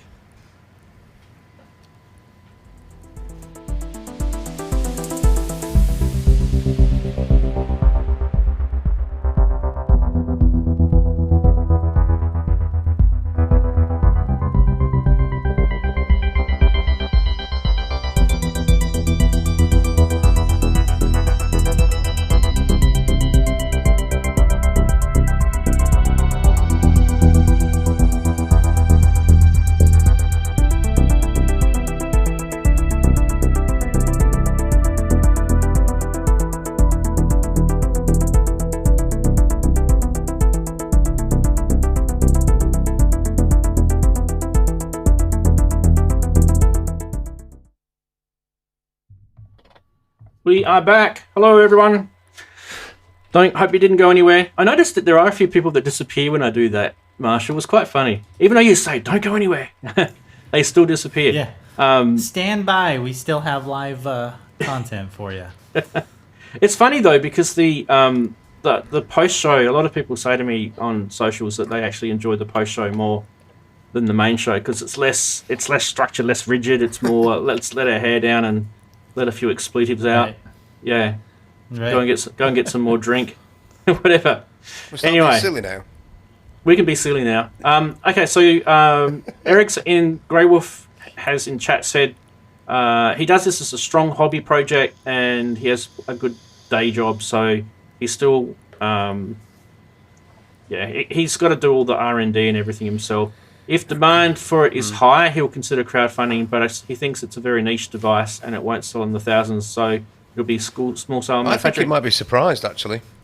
I think he really might be surprised just how many people will be interested in that. It's obviously going to be a fine balancing act between how much you can manufacture it for. If it's too expensive, people will be put off. But if it's pitched right, I think he's got a really good and really interesting product there, which will appeal to most people who are into, I would have thought, most forms of electronic music. It doesn't have to go at 145 BPM. It can, so right, exactly. Yeah, I think he's got a really, really I agree. nicely thought out product. Again, as Marshall said, if the intuitiveness of using it once you've set it up, that's really important. And if that's nailed, then I think he's got a winner on his hands. I think it's a really fabulous box. And to be fair, you know, Marshall's demonstrations of it. I mean, the video that he posted a number of days ago, and what he's just shown us today, have shown us that it really is a powerful and flexible and quite inspiring little box, an ideas generator. Yeah, Marshall's done an excellent job. That's why he's on the show. He really has done a good job. He did such a good job. Yeah. Yeah. So I would have to say that for me, I mean, you guys who know me know that I'm a massive art person. Like, I geek out, completely nerd out on art. So yeah, I've done videos where I've literally, forensically pulled apart the ARPs of synths and shown every single nook and cranny, even things like the Korg, micro Korg. I've shown how you can go crazy with those. So just ARPs for me are my little sort of my little love, I guess, in the synth world. And I've always loved them. I don't know why. They're just something that, I just love the way they sound. You can't really sort of put your finger on it, but and even from like a music theory point of view, I never really sort of enjoyed the music theory of arpeggio, but I actually enjoy the electronic side of the art. It doesn't really sort of. If you ever study music and you do study arpeggios, it's not the same thing like learning to play it on the piano and things like that. It's not the same thing as the experience that you get when you do it with a synthesizer and it's kind of automatic, and you have that sort of control over transposing and the different chords, how it's iterating through the notes, and I love it. It's an amazing thing, and it's one good thing that Marshall can tell us that doing that sort of trance music and techno music. It just, ARPs just belong there, don't they? It's like the staple, isn't it? Yeah, exactly. But the cool thing is, I mean, with BlueARP even, you can do just a MIDI pass-through and play actual notes as you want as well. And you can actually quantize the input coming in as well. So, I mean, there's other avenues, and then step sequencing, that's possible on this. And so, I mean, it's a lot of flexibility, and I think what really draws me to a product like this is being able to have that level of control over multiple synthesizers without a computer. You can do that with this. Yeah. All right, let's have a little look at what the chatties have been saying. Try not to ignore them. They've been saying that, Richard was saying that the Noodler was a crowd-funded project and it was fairly niche, similarly niche, yeah. I don't know if I don't know if, what are they called again? The guys that made the Noodler, Conductive Labs. Yeah, so they first did Kickstart, and then they went across to Indiegogo, and they're still on Indiegogo now. And I personally don't know if that was the right way, in my opinion, because I know there's guys out there who can't get a Noodler, and they would love to get one, and they've got sort of, they make them in sort of batches, if that makes sense. So they get kind of a build-up of pre-orders or a build-up of interest in it, and then they'll go off and make it in batches. I guess on the negative side, that is. On the positive side, though, they are constantly redeveloping that firmware, which is actually a really, really cool thing. And it's something that we always talk about in here, that firmwares that stay active, gear that is, it's not crap firmware and it just has to keep getting bugs fixed, but what I'm talking about is firmwares that progressively get better, and they were never broken in the first place. Yeah, I said, Grey Wolf just said that he's nailed down the CV gate problem. So if it's got CV and gates coming out of it, that's even more. There is there's 4 CV and gate outputs, and there's 1 input I think that you can use for triggering, or I'm not exactly sure. We just started testing the CV and gate stuff. Yeah. So I mean, you can hook it up with your modular gear too. So yeah, that's great. That's I'd be looking for one. Has it got like a home button? If you're starting to go through the page and everything, a home button which just whacks it straight back to home is always a good idea. Well, so what you have, I can show you here. You have this. Sorry, it's this button here. It's the main menu, and you can quickly get to one of these pages. This is not necessarily a home page per se. I guess this would be the starting page, But you can quickly just go here and use the encoder, and you're in a different page. It's really fast. Yeah, that's better. In case you get lost somewhere, you That's can what just you're go after, straight Darren, back. isn't it? Yep. Yeah, and you can Yeah. also just... Well, you're not... Yeah, I mean, that's the quickest way to hop around, is to do that and go into I think these other pages. the big thing here is this is right up my alley. I'm not a massive fan of VSTs. I mean, I use them when I have to. I use them usually more for like mastering and mixing than anything. Oh, yeah. And if you can get a VST into a bit of hardware, that to me really is an amazing feat, because there's a lot of VSTs that deserve to be hardware, and this is definitely one of them. So yeah, that's huge. That's a huge big tick, Eric, for you to do. The other way to navigate, if you don't want to use the encoder, you can literally, based on the number here, click that and. Yeah, that was going to be the next question. Are there sort of kind of shortcuts? So if you click on a step, it'll go to the step page. Is that kind of how it works? Yeah. So if we wanted to go, to the art page here, that's page 2. Steps, page 4. There you go. There we are. So yeah, there's a number of ways to kind of get around the UI. Yeah. And I like it. I think it's, and you can also go within the patterns here. And I don't know, it's really cool. I love it. So. Yeah. So Sergio is saying the old EMU Romplers starting with the Audity 2000 could have 16 independent arpeggiators. Wow. Running in parallel. Nice. Not very many of those lying around anymore, though, and they probably wouldn't be terribly reliable. But yeah, I actually have never owned an Audity. I know the one, though. A few people are saying they want one. If it's anything like my Proteus, that's not a fun interface to use at all. So I don't know about this. Yeah, the EMU interfaces were never good fun to use. No. Yeah, exactly. But Darren, Darren's got an Orbit there, which haven't you, Darren? Yeah. Got an Orbit, and yeah, the EMU Orbit. Yeah, that's really dance music orientated. Has that got the arpeggiators in it as well? And could you have 16 of those all pinging off at once? And if so, how easy would it be? I don't know if you can have all 16 pinging off at once, and it's a bit page happy because you've only got that small screen to work with, so it's a bit of a pain.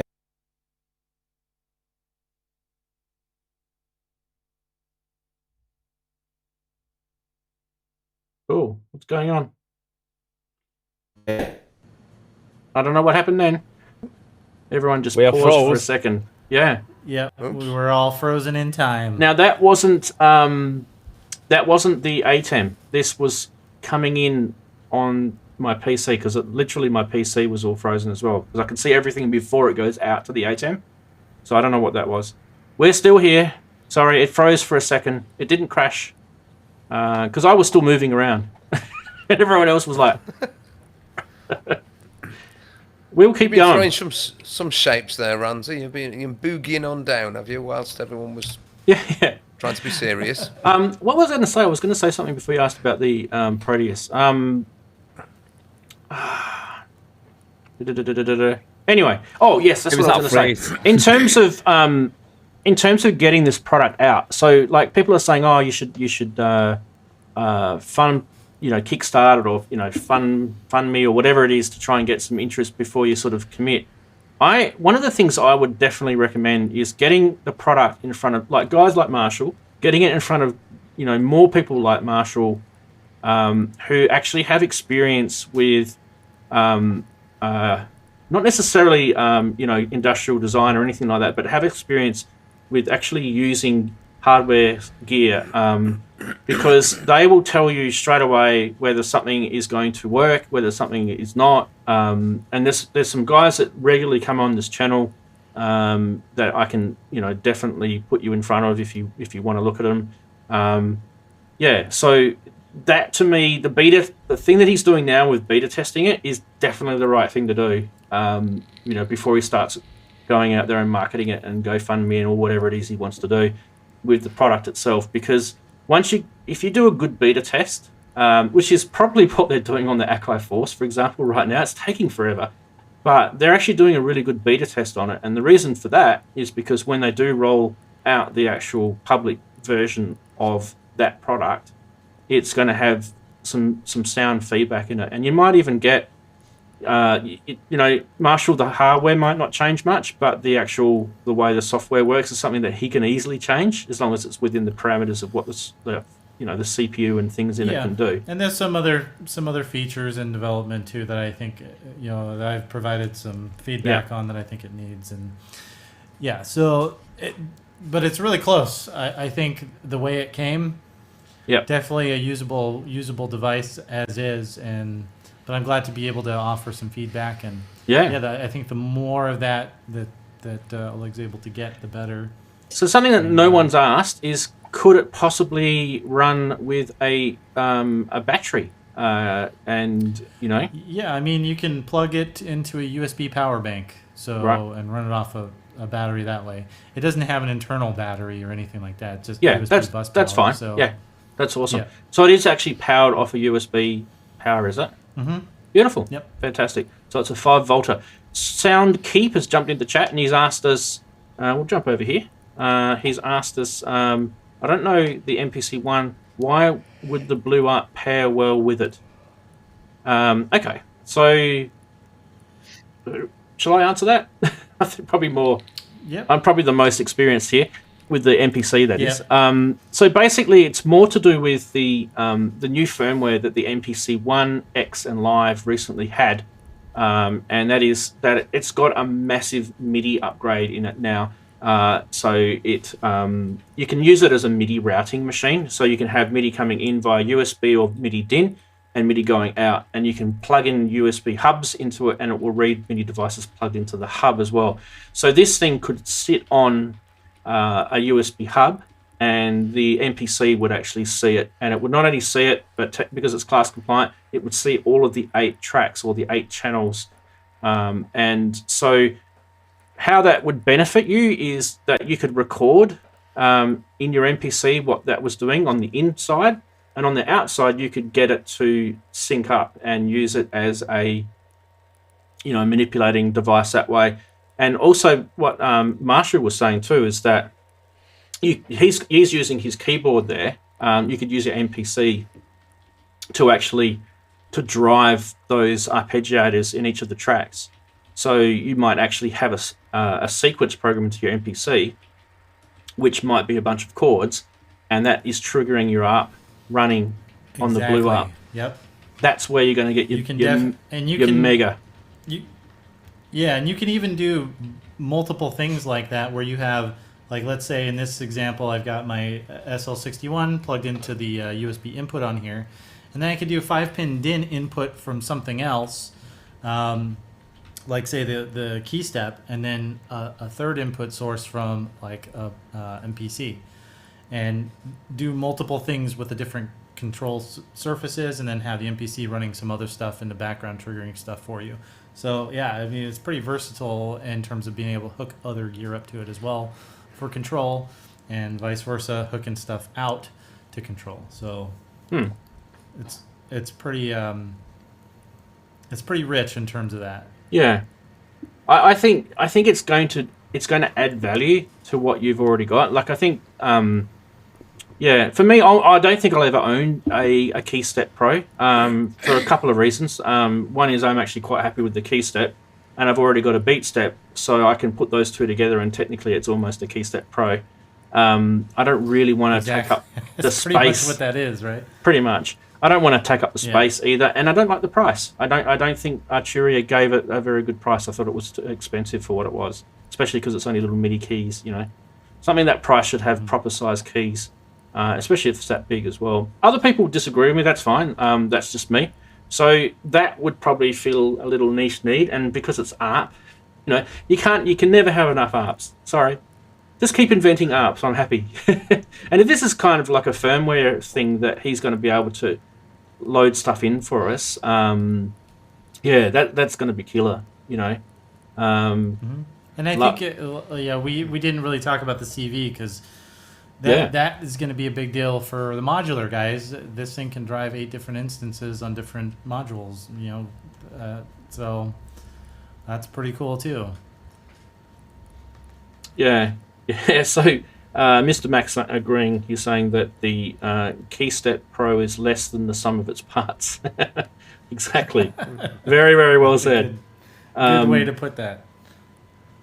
So yeah, there's a few guys that are interested in the power of it side of it. So you know that 5-volt USB. So that's a good decision to have that. One of the things that absolutely blows me away is having these kind of weird devices with weird power connections on it, like 12 volts or 18 volts. I've got a MXR flanger pedal that requires 18 volts.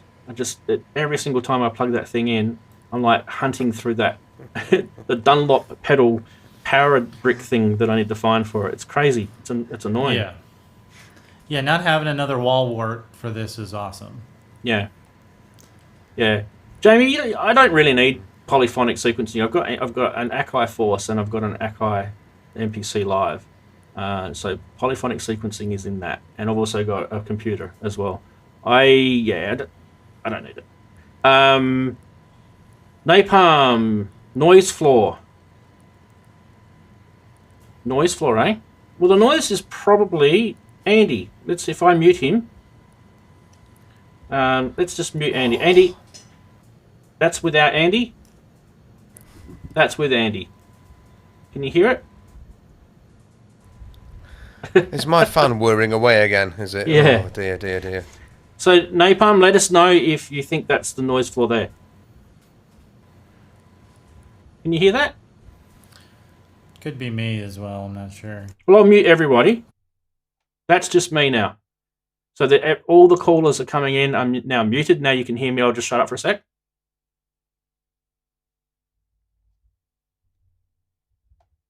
That's me without me muting myself. That's just the ambient noise of this studio here. There you go. He said yeah. So there you go. Andy, it was you. It's all your fault. I'm so sorry. Have you unmuted me? I did mute you. I muted you when I can't help it. It's when my clunky Marshall old was doing his computer. demo. I muted you. Yeah. Oh, so that's fair enough. I'm surprised actually because I should have as many ground loops as there is, and it's just mass of stuff, and the fan's going. So I'm surprised you can't hear anything from me. Balanced. Use balanced cables, people. Balanced cables, and use those, ground loop thing, protecting things that you can buy for like $1. They're the best things you can use. Yep. I've got them. Got all sorts of funny things that are supposed to eliminate all of that, but nothing's going to stop this computer fan whirring like a. It's not ground loop noise. It's a fan. Exactly. It's just a fan. It's just the serenity everyone's saying. My poor old clunky. Yeah. So yeah, unfortunately, there's not much I can do. I mean, I can actually put like audio plugins on each of these connections and noise gates and stuff like that. It's so much mucking around, honestly, and we don't always have the same people on each week, so it would just be such a pain. The amount of hours that go into setting up the show beforehand and then after even, it just is not worth it. So it's a lot. Yep. So the other thing I just want to mention, guys, I have an interview that I did with Oleg just prior to him starting working on this on my YouTube channel. So if you're curious about him and his background and BlueARP and how that all started and some things about Oleg, check that out. Yeah. So as always, links to Marshall's channel will be in the description of this video. Hopefully by the time it finishes, and it'll also be links to Andy's and Darren's YouTube channels as well, as always.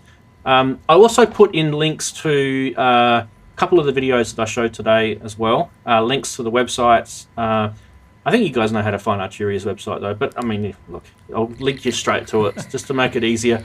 Some people just like things to be nice and laid out for them, don't they? Other than that, I mean, I think, we've pretty much covered it.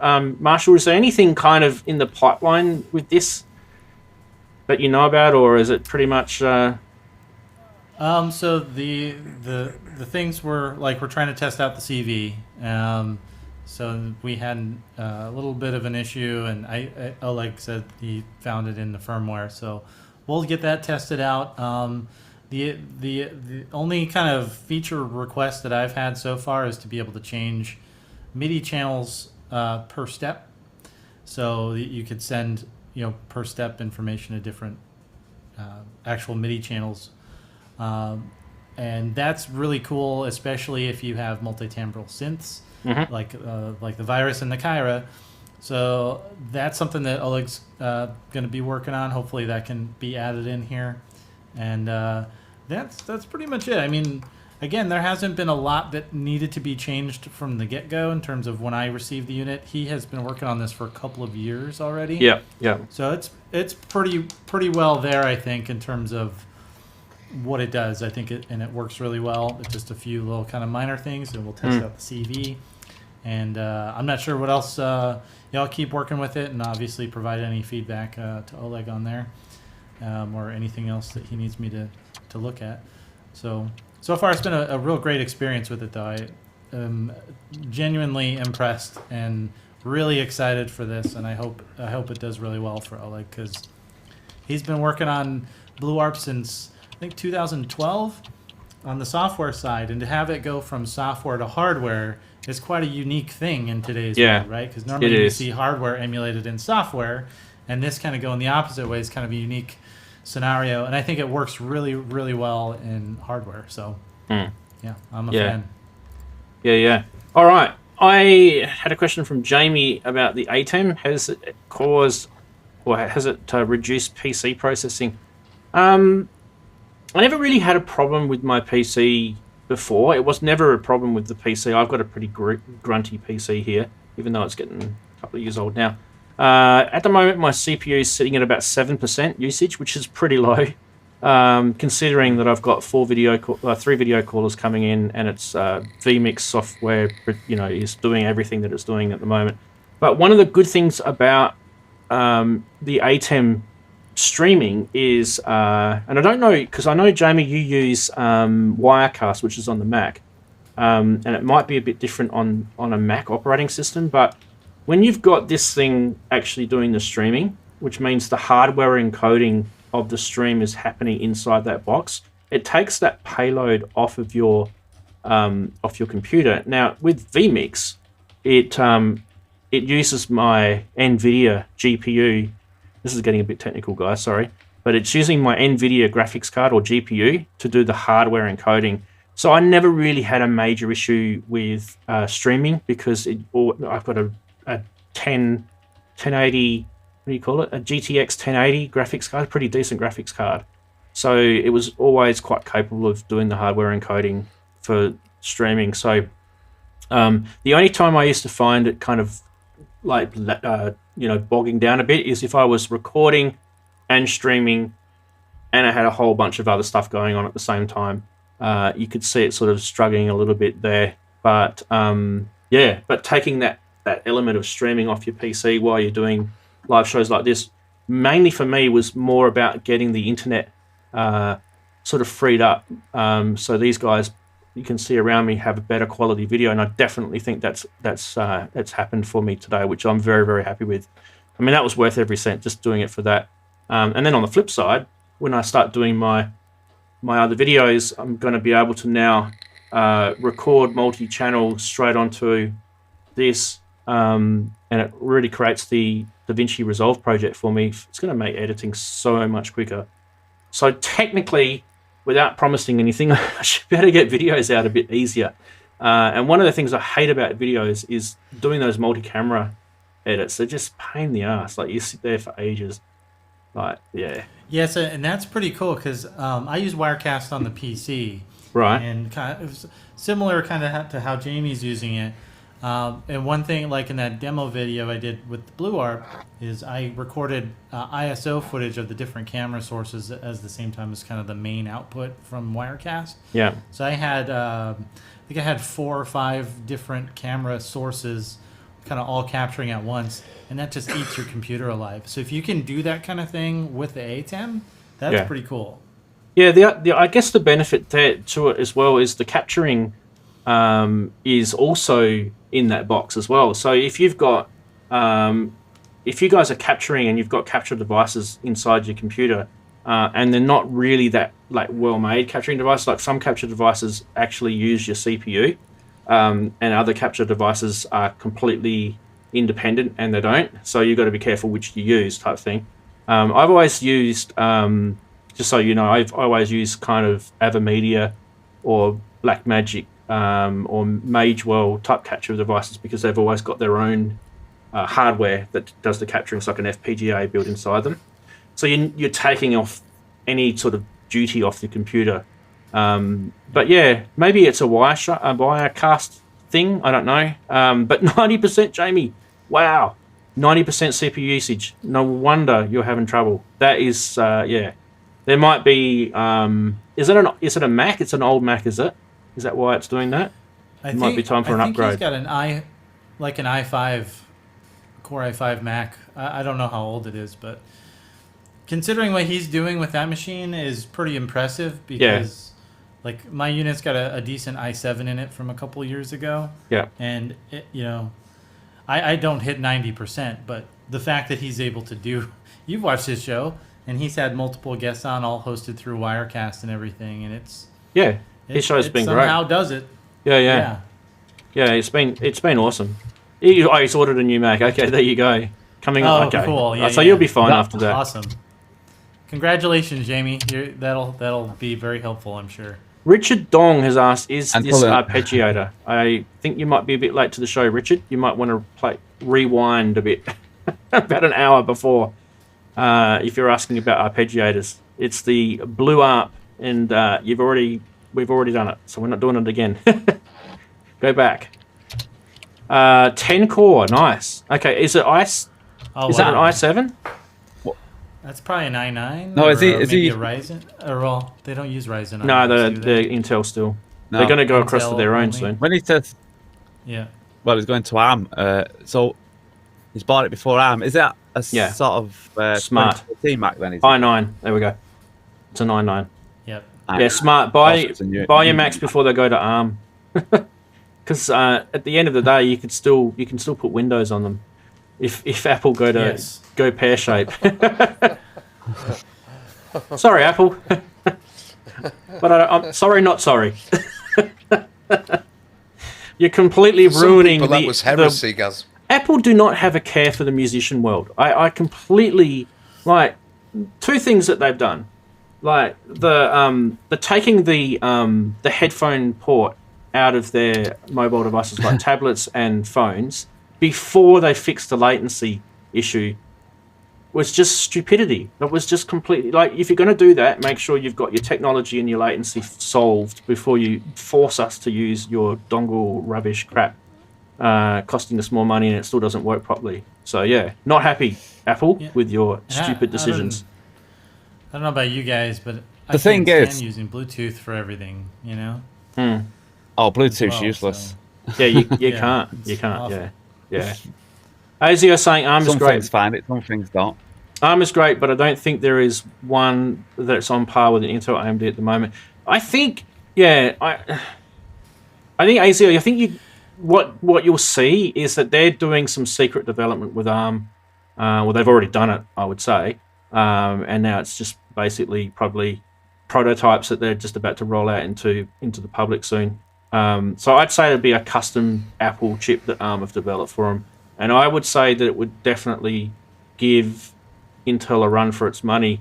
I mean, if you watch some of the tech YouTubers at the moment, there's a lot of talk at the moment with AMD kind of outperforming Intel as well. So I don't know where that's going. Yeah. But we could start to see a bit of an Intel, losing a bit of market share. I don't know. Unless sometimes they'll just pull something new out again. I think they already have. So they've been getting their ass kicked by Ryzen for a couple of years have dropped now. behind, don't they? Yeah.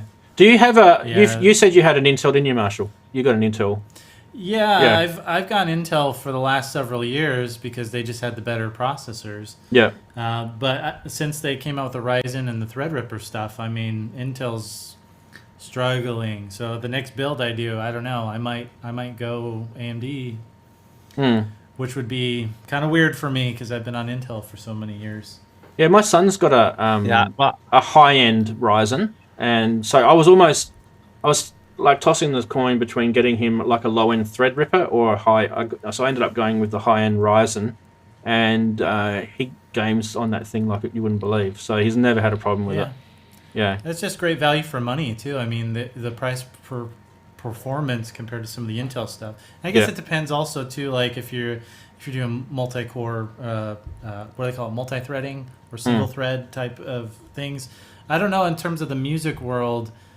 You know, like the DAW applications. Like my music production machine is a Core i9. Yeah. And I've never been anywhere near maxing out the CPU on this thing. Yeah, same. Yeah. Yeah. Like right now, it's sitting at 7%. The only time I ever see it go high is when I'm using Adobe Premiere and I'm rendering a video. That's the only time I've ever seen it go high, and that's purely because it uses the CPU.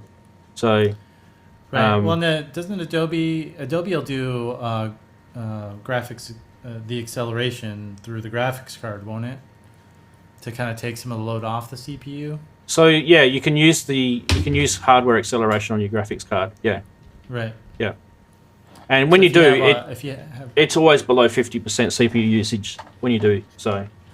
Right. So if you have a killer graphics card with a killer CPU, you'll be able to render and edit like no problem. Yeah, you can like use Ableton at the same time as render your videos, and you wouldn't even notice. It's amazing. Exactly. Yeah.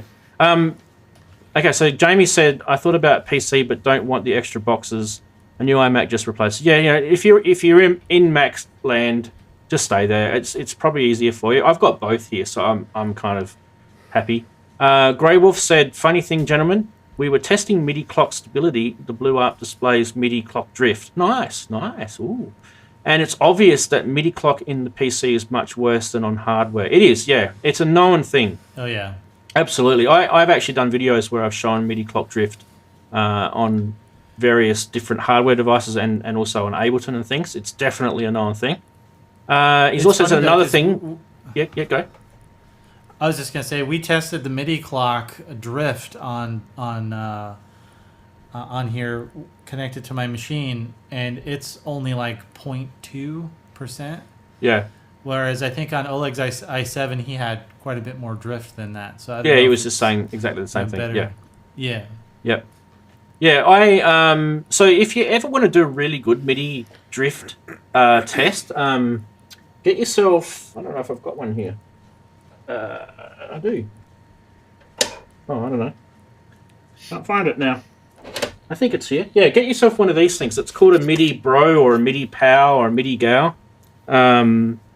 This was actually a Mutable Instruments project originally. Get yourself one of those, and you can run there's actually a MIDI clock test firmware that you can run on those things. It literally just passes MIDI through and doesn't create any sort of issues with it.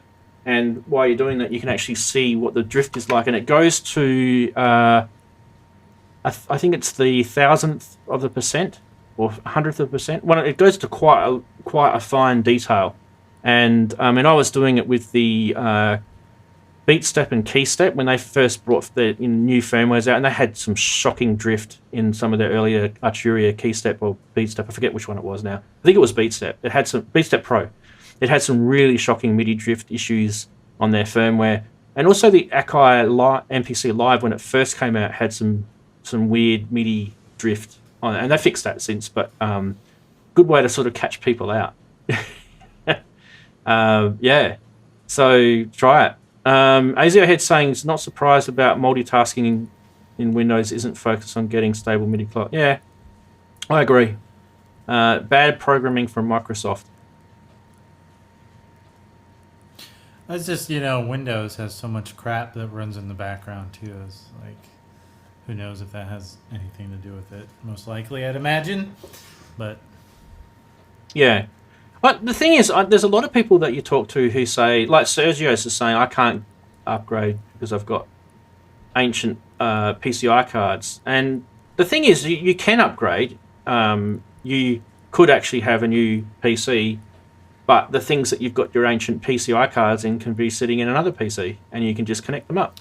So there's no reason why you can't upgrade. Just run your old PC. I usually rotate my. I'll do because I'll build my own machines, and I just rotate them out. And so every couple of years I'll get a new one. I'll take the old one out, and I'll repurpose it for something else. And the nice thing is about having some of those old motherboards is I can plug in old PCI cards. I can run an old OS on there and have some of that available if needed as well. So that's And Grey Wolf's just asking about the MIDI power. Have a look at flick me, Grey Wolf. Flick me your email, and I'll hook you up with some schematics. They're pretty easy to make. With your knowledge, you'll whip this up in no time. They're very. I think they're at Mega 32 processor on them. They're like an Arduino. It's not an Arduino, but it's something similar. They're pretty simple. But yeah. Another thing that you can do MIDI clock testing on is the Roland pedals that you've seen me show in the show. I've got the 500 series. So I've got the MD, the DD, and I haven't got the RD, which is the reverb one.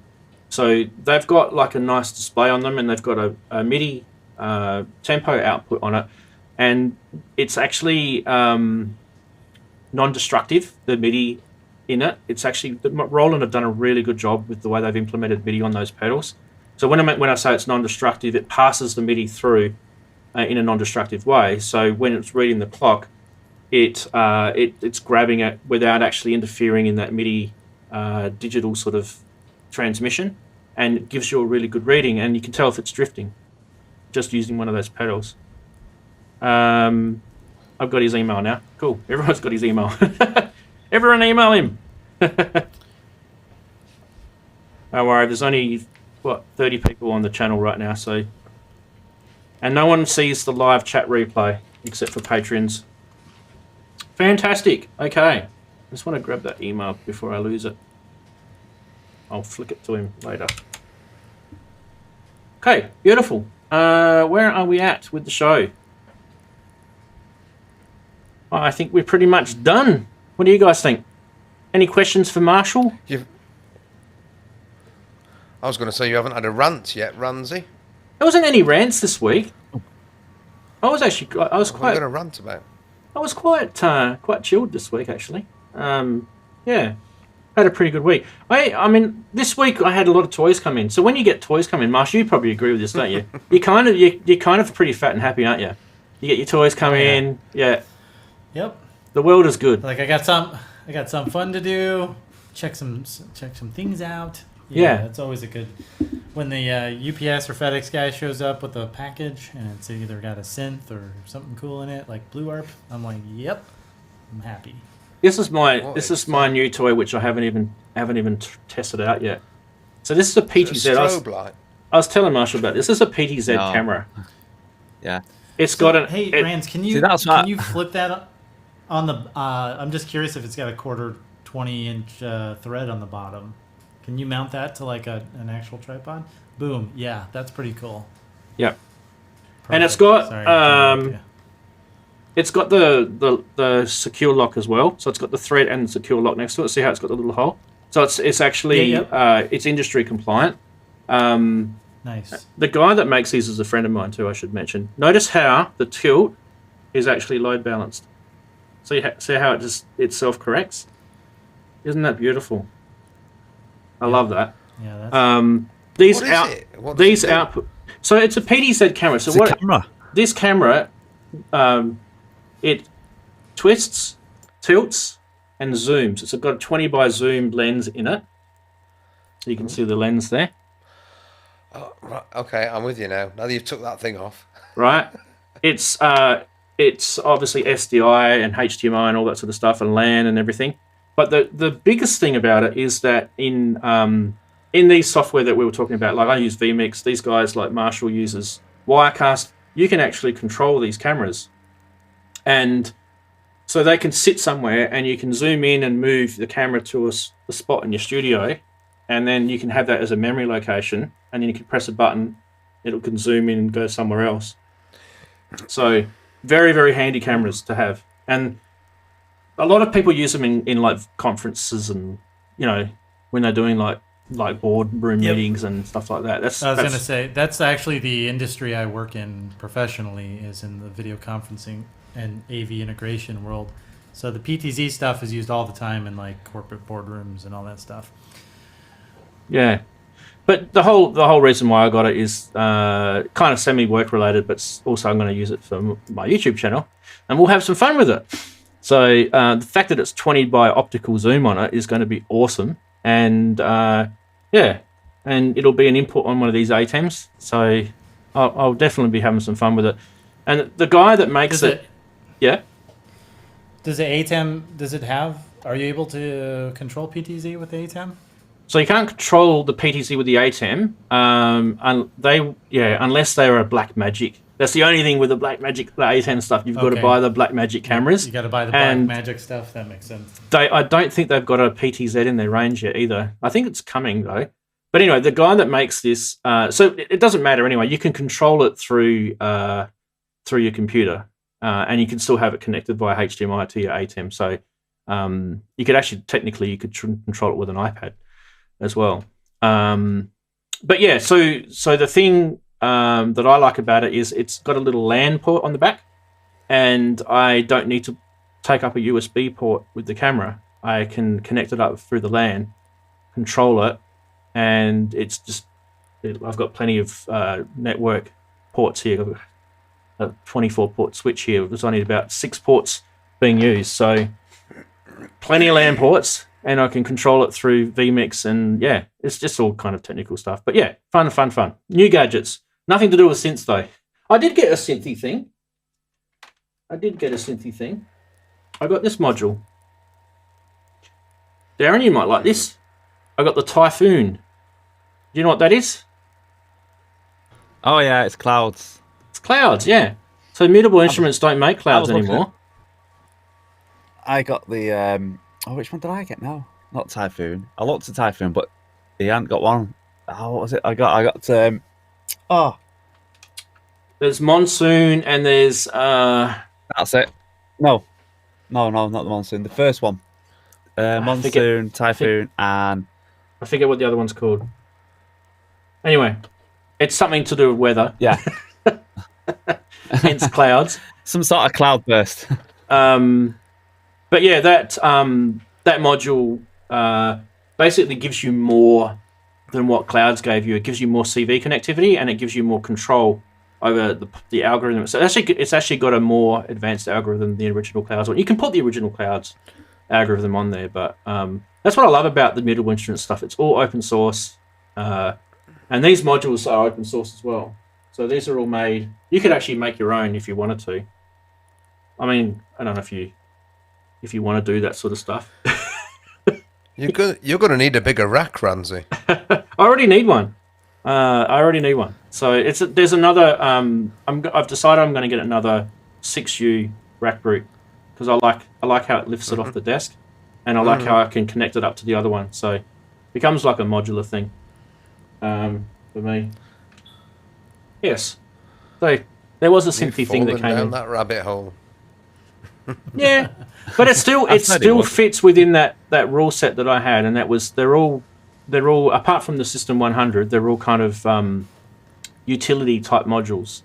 So if you look at it, I've got like the clock divider, I've got the Synth Caltrans, which is like a tuner, SID module, which is a Commodore 64 original SID chip in there. These are all kind of just crazy, glitchy.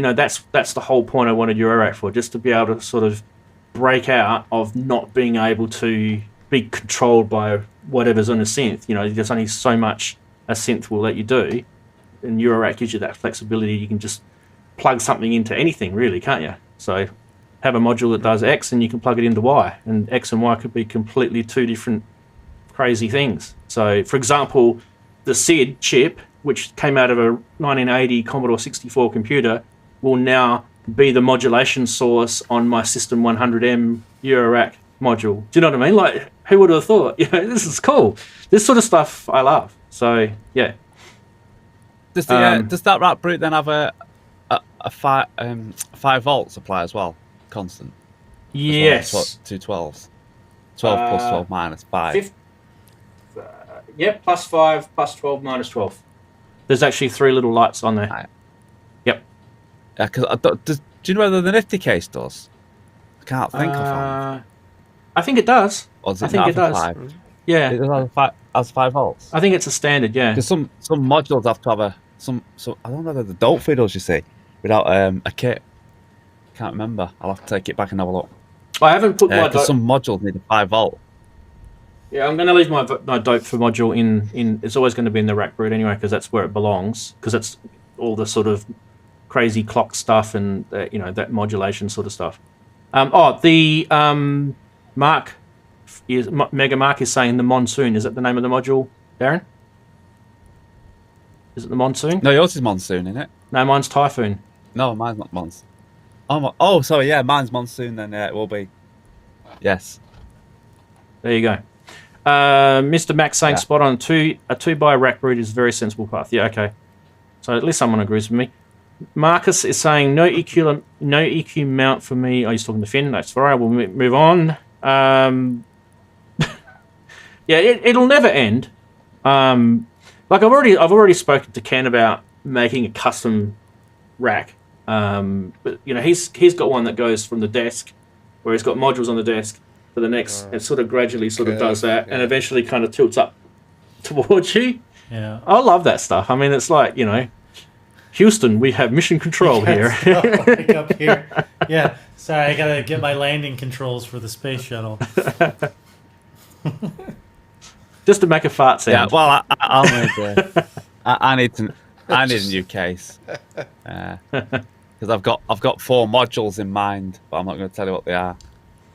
So speaking of Eurorack stuff, now I've been talking to a lot of people that talk to me off between shows, and one of the ones that we've been dying to do again is the Eurorack for Noobs kind of module sort of show, and that is just to... Sorry, I just had a little message pop up. Had to deal with that. So when we do that, we're going to get Berg back, Ollie Laboratories, because he's got a very good knowledge of, integrating Eurorack into his albums and stuff like that. And Darren, you weren't here for the original Eurorack one we did. I think you were away for a couple of weeks around that period, so we'll probably have you on that one as well. No one wants me. That's all right. I'm stuck here. Yeah. So anyone who wants to be part of that, is welcome to join us. So that what we're going to be looking at is we're going to be sort of talking about the journey that each of us have had as a noob when we started Eurorack, and what was the plan, how it evolved,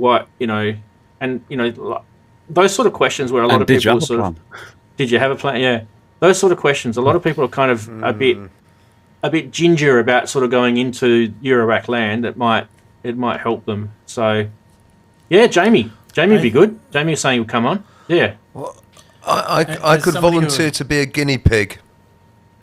As twice I have now hovered over the buy button on a Behringer Go case, because my thinking being, if I buy the case, I can start. If I don't buy the case, I can't start, and it's all this interminable balance between what I have to spend, what I'd like to spend, and what the priorities for my spending are. So I would really love, obviously we talked about the NPC, but part of me really, really, really, really wants to go down this Eurorack track. I really want to get into that. Oh, it does. It fascinates me. I spend it. So I need a start. I think you're right. I think I'll probably press spend. Yeah, Jamie's just said he bought one. I've seen Jamie's got one of the Behringer. Get your MPC first, Andy. Get your MPC first. You're telling me to get the MPC first, and my heart is telling me to get the MPC first. Yeah. No, my brain is, and my heart is saying get the Euro rack. You'll get it. You'll get there. I think for you, the thing that you're going to love about Eurorack is you love to do all that sort of cross mod and that modulation stuff. That's love your world. Wigging out. Yeah, the idea of improvising with synths is something that's always fascinated me, and that's where I think Eurorack really appeals. Oh yeah. Whereas the MPC is a control center, and which to replace the Electribes, which have they've come to the end. Basically, because they don't have a MIDI through. If they had a MIDI through on them, if Korg could do an upgrade so it would give a soft MIDI through, I'd be happy with these. I'd just carry on regardless. But they don't do it, and it's a pain in the arse. So that's why I'm going MPC, right, okay, that could replace both of these. But I still just want to make... Look what JX CD said. Look what JX CD said. And that's just... If you get the Eurorack first, you will never stop buying the modular stuff, so get the MPC first. Oh, you common sense people, you do my nutting, but you're dead right. It's only because the NPC came in before, so always, does reward something. You're right. If it came in before. You're all right. You're okay. It's because as soon as you get a modular case, it's like there's so many modules. It's unbelievable, and you'll just never stop wanting, whether you need it or not. To be honest. Yeah. Oh. Yeah, grab a matriarch. Napalm's asking if you should get a matriarch. Yeah, grab a matriarch. Get a Moog 1. Well, again, actually... Hey, Marshall, you got a Moog 1, haven't you? Grandmother. Yeah. Yeah. Right there. Yeah. Yep. This, and when you bought it, you was like... just chop this arm off at the shoulder first. Yeah, exactly. And it's the most expensive piece of equipment I've ever bought. It's up there with like a car, right? I mean, it's all like it was really expensive, but it's also it's one of those synths that was like, one day I hope Moog does a polyphonic synth because they should do one. Yeah. And then I remember I told my sales rep where I buy most of my gear, I was like, yeah, it'd be cool if Moog did something like that, And he kind of already had some inside knowledge. He didn't tell me anything, but he had me in mind. So when this thing came out, he let me know right away. He had kind of put my name on one. So this is actually serial number 7. Wow. It's the 7th one. Jamie's got one too. That was pretty cool. Jamie's in the chat. So there's 2 Moog 1 owners in here. There's potentially a Moog 1 owner here as well. Potentially. I still have to try and work out how to get one to Australia without costing me a massive amount of customs and import duty tax. Yeah. Because the guys that are selling it here through the normal distributors are playing stupidity games with me, and I just don't want to play those games. They just want to make money for nothing. Really, all they're doing is just passing product on. Speaking of stupidity games, if you've just seen what Robbie Puricelli, what Failed Muso's just put in, he said he'll sell me a Fairlight, and then I'll never have enough money to buy a Eurorack. Oh, Robbie, you've no idea. You've no idea how much I really would. You give me the right. I have lusted after a Fairlight since I was about 14 years old. So, yes. I would love a Fairlight too. Don't stop messing with my brain, man. It's not fair. Yeah, I would love a Fairlight. Speaking of Failed Muso or Robbie, he's coming on next week. So. Cool. Yeah. If you guys want to ever know a little bit about Yamaha DX, and you've always wanted to ask the tough questions, that's going to be the show for you guys. We're gonna Robbie's going to have his DXs connected up, and I'm going to have my DX7 II connected up as well. So yeah, that'll be interesting, that show. Looking forward to it. Yeah, that'd be cool. And he's a very knowledgeable man when it comes to digital synths and Fairlights. Very, very knowledgeable. So yeah, Napalm's saying pricing it out felt like it was looking at a boat. I'm prepared for one smack bank account. Oh man, yeah, I agree. Like honestly, the day I get the Moog 1, see, Marshall's already been through that.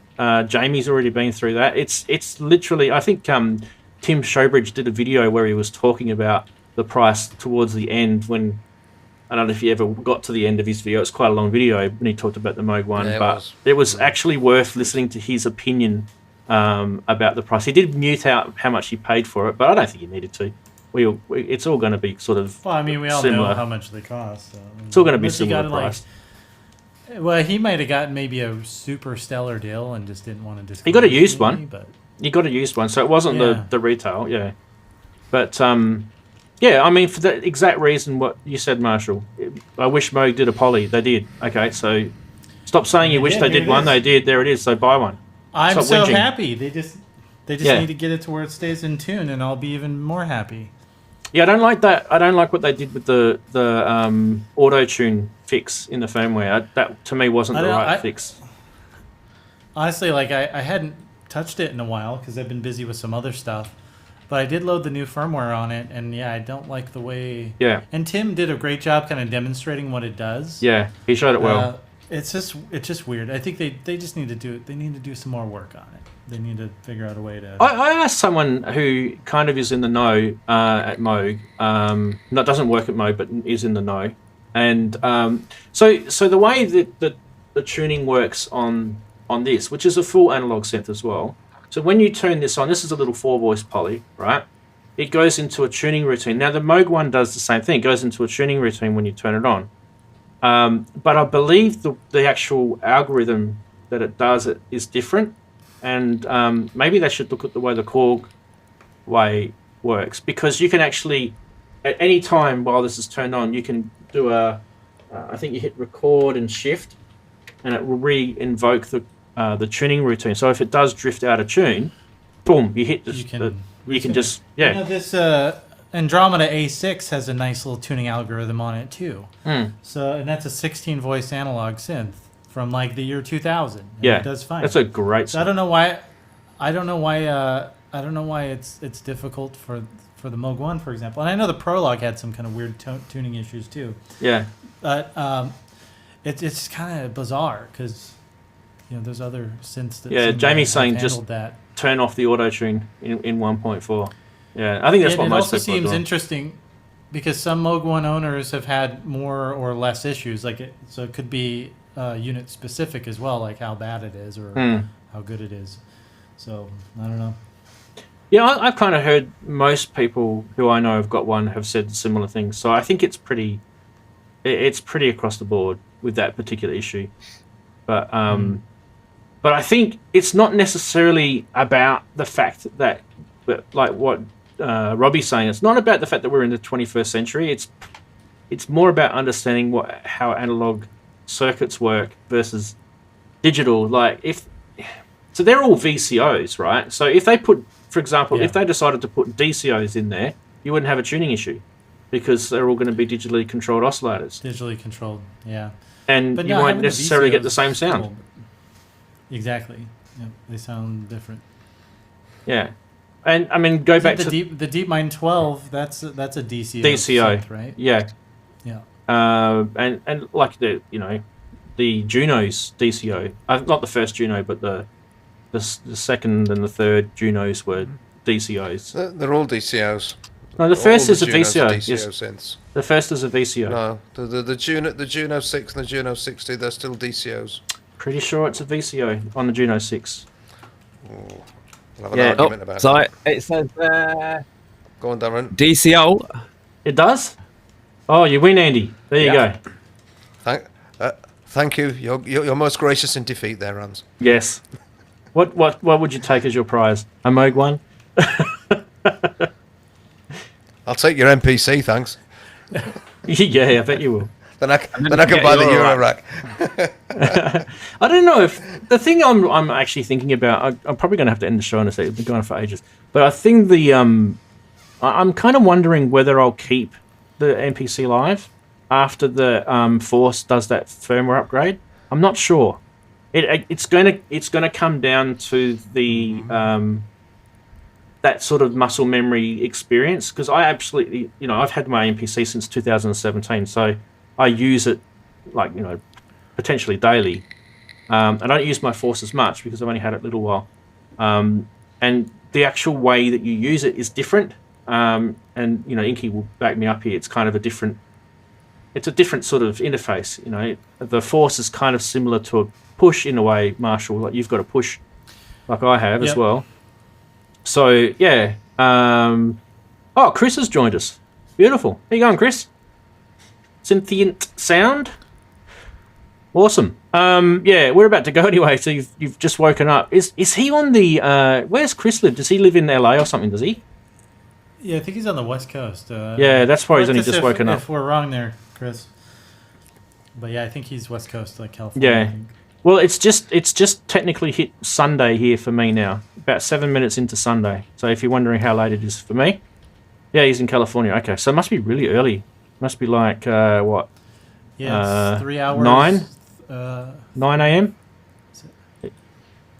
I'm guessing 4 hours, I think, behind me here. Right. Yeah. Yeah, I don't usually get. That's Eastern time. One of the problems with where I live, because I live in Western Australia, and we're only 8 hours north or 8 hours plus from UTC.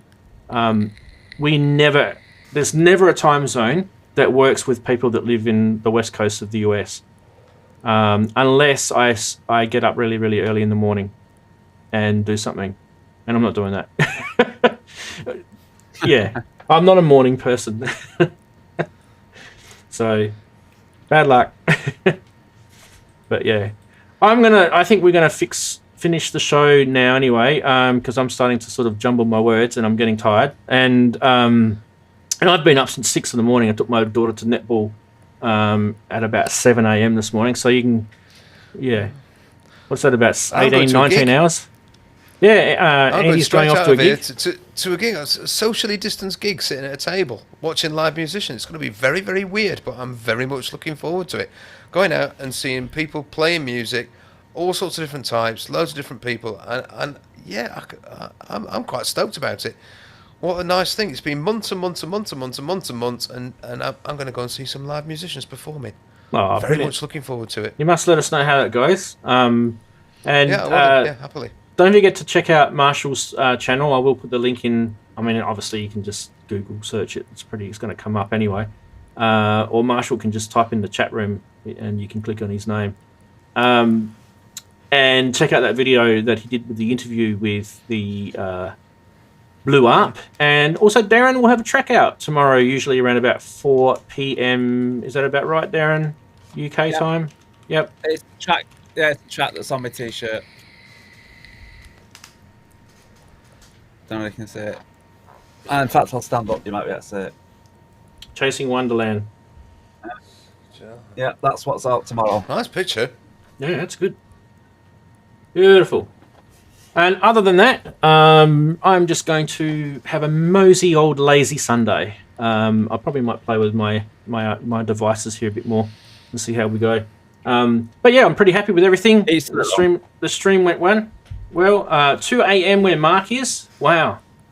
So fantastic. I just want to say thanks, Rands, and it's good to meet you, Darren and Andrew, and in kind of the virtual you too, Marshall. World.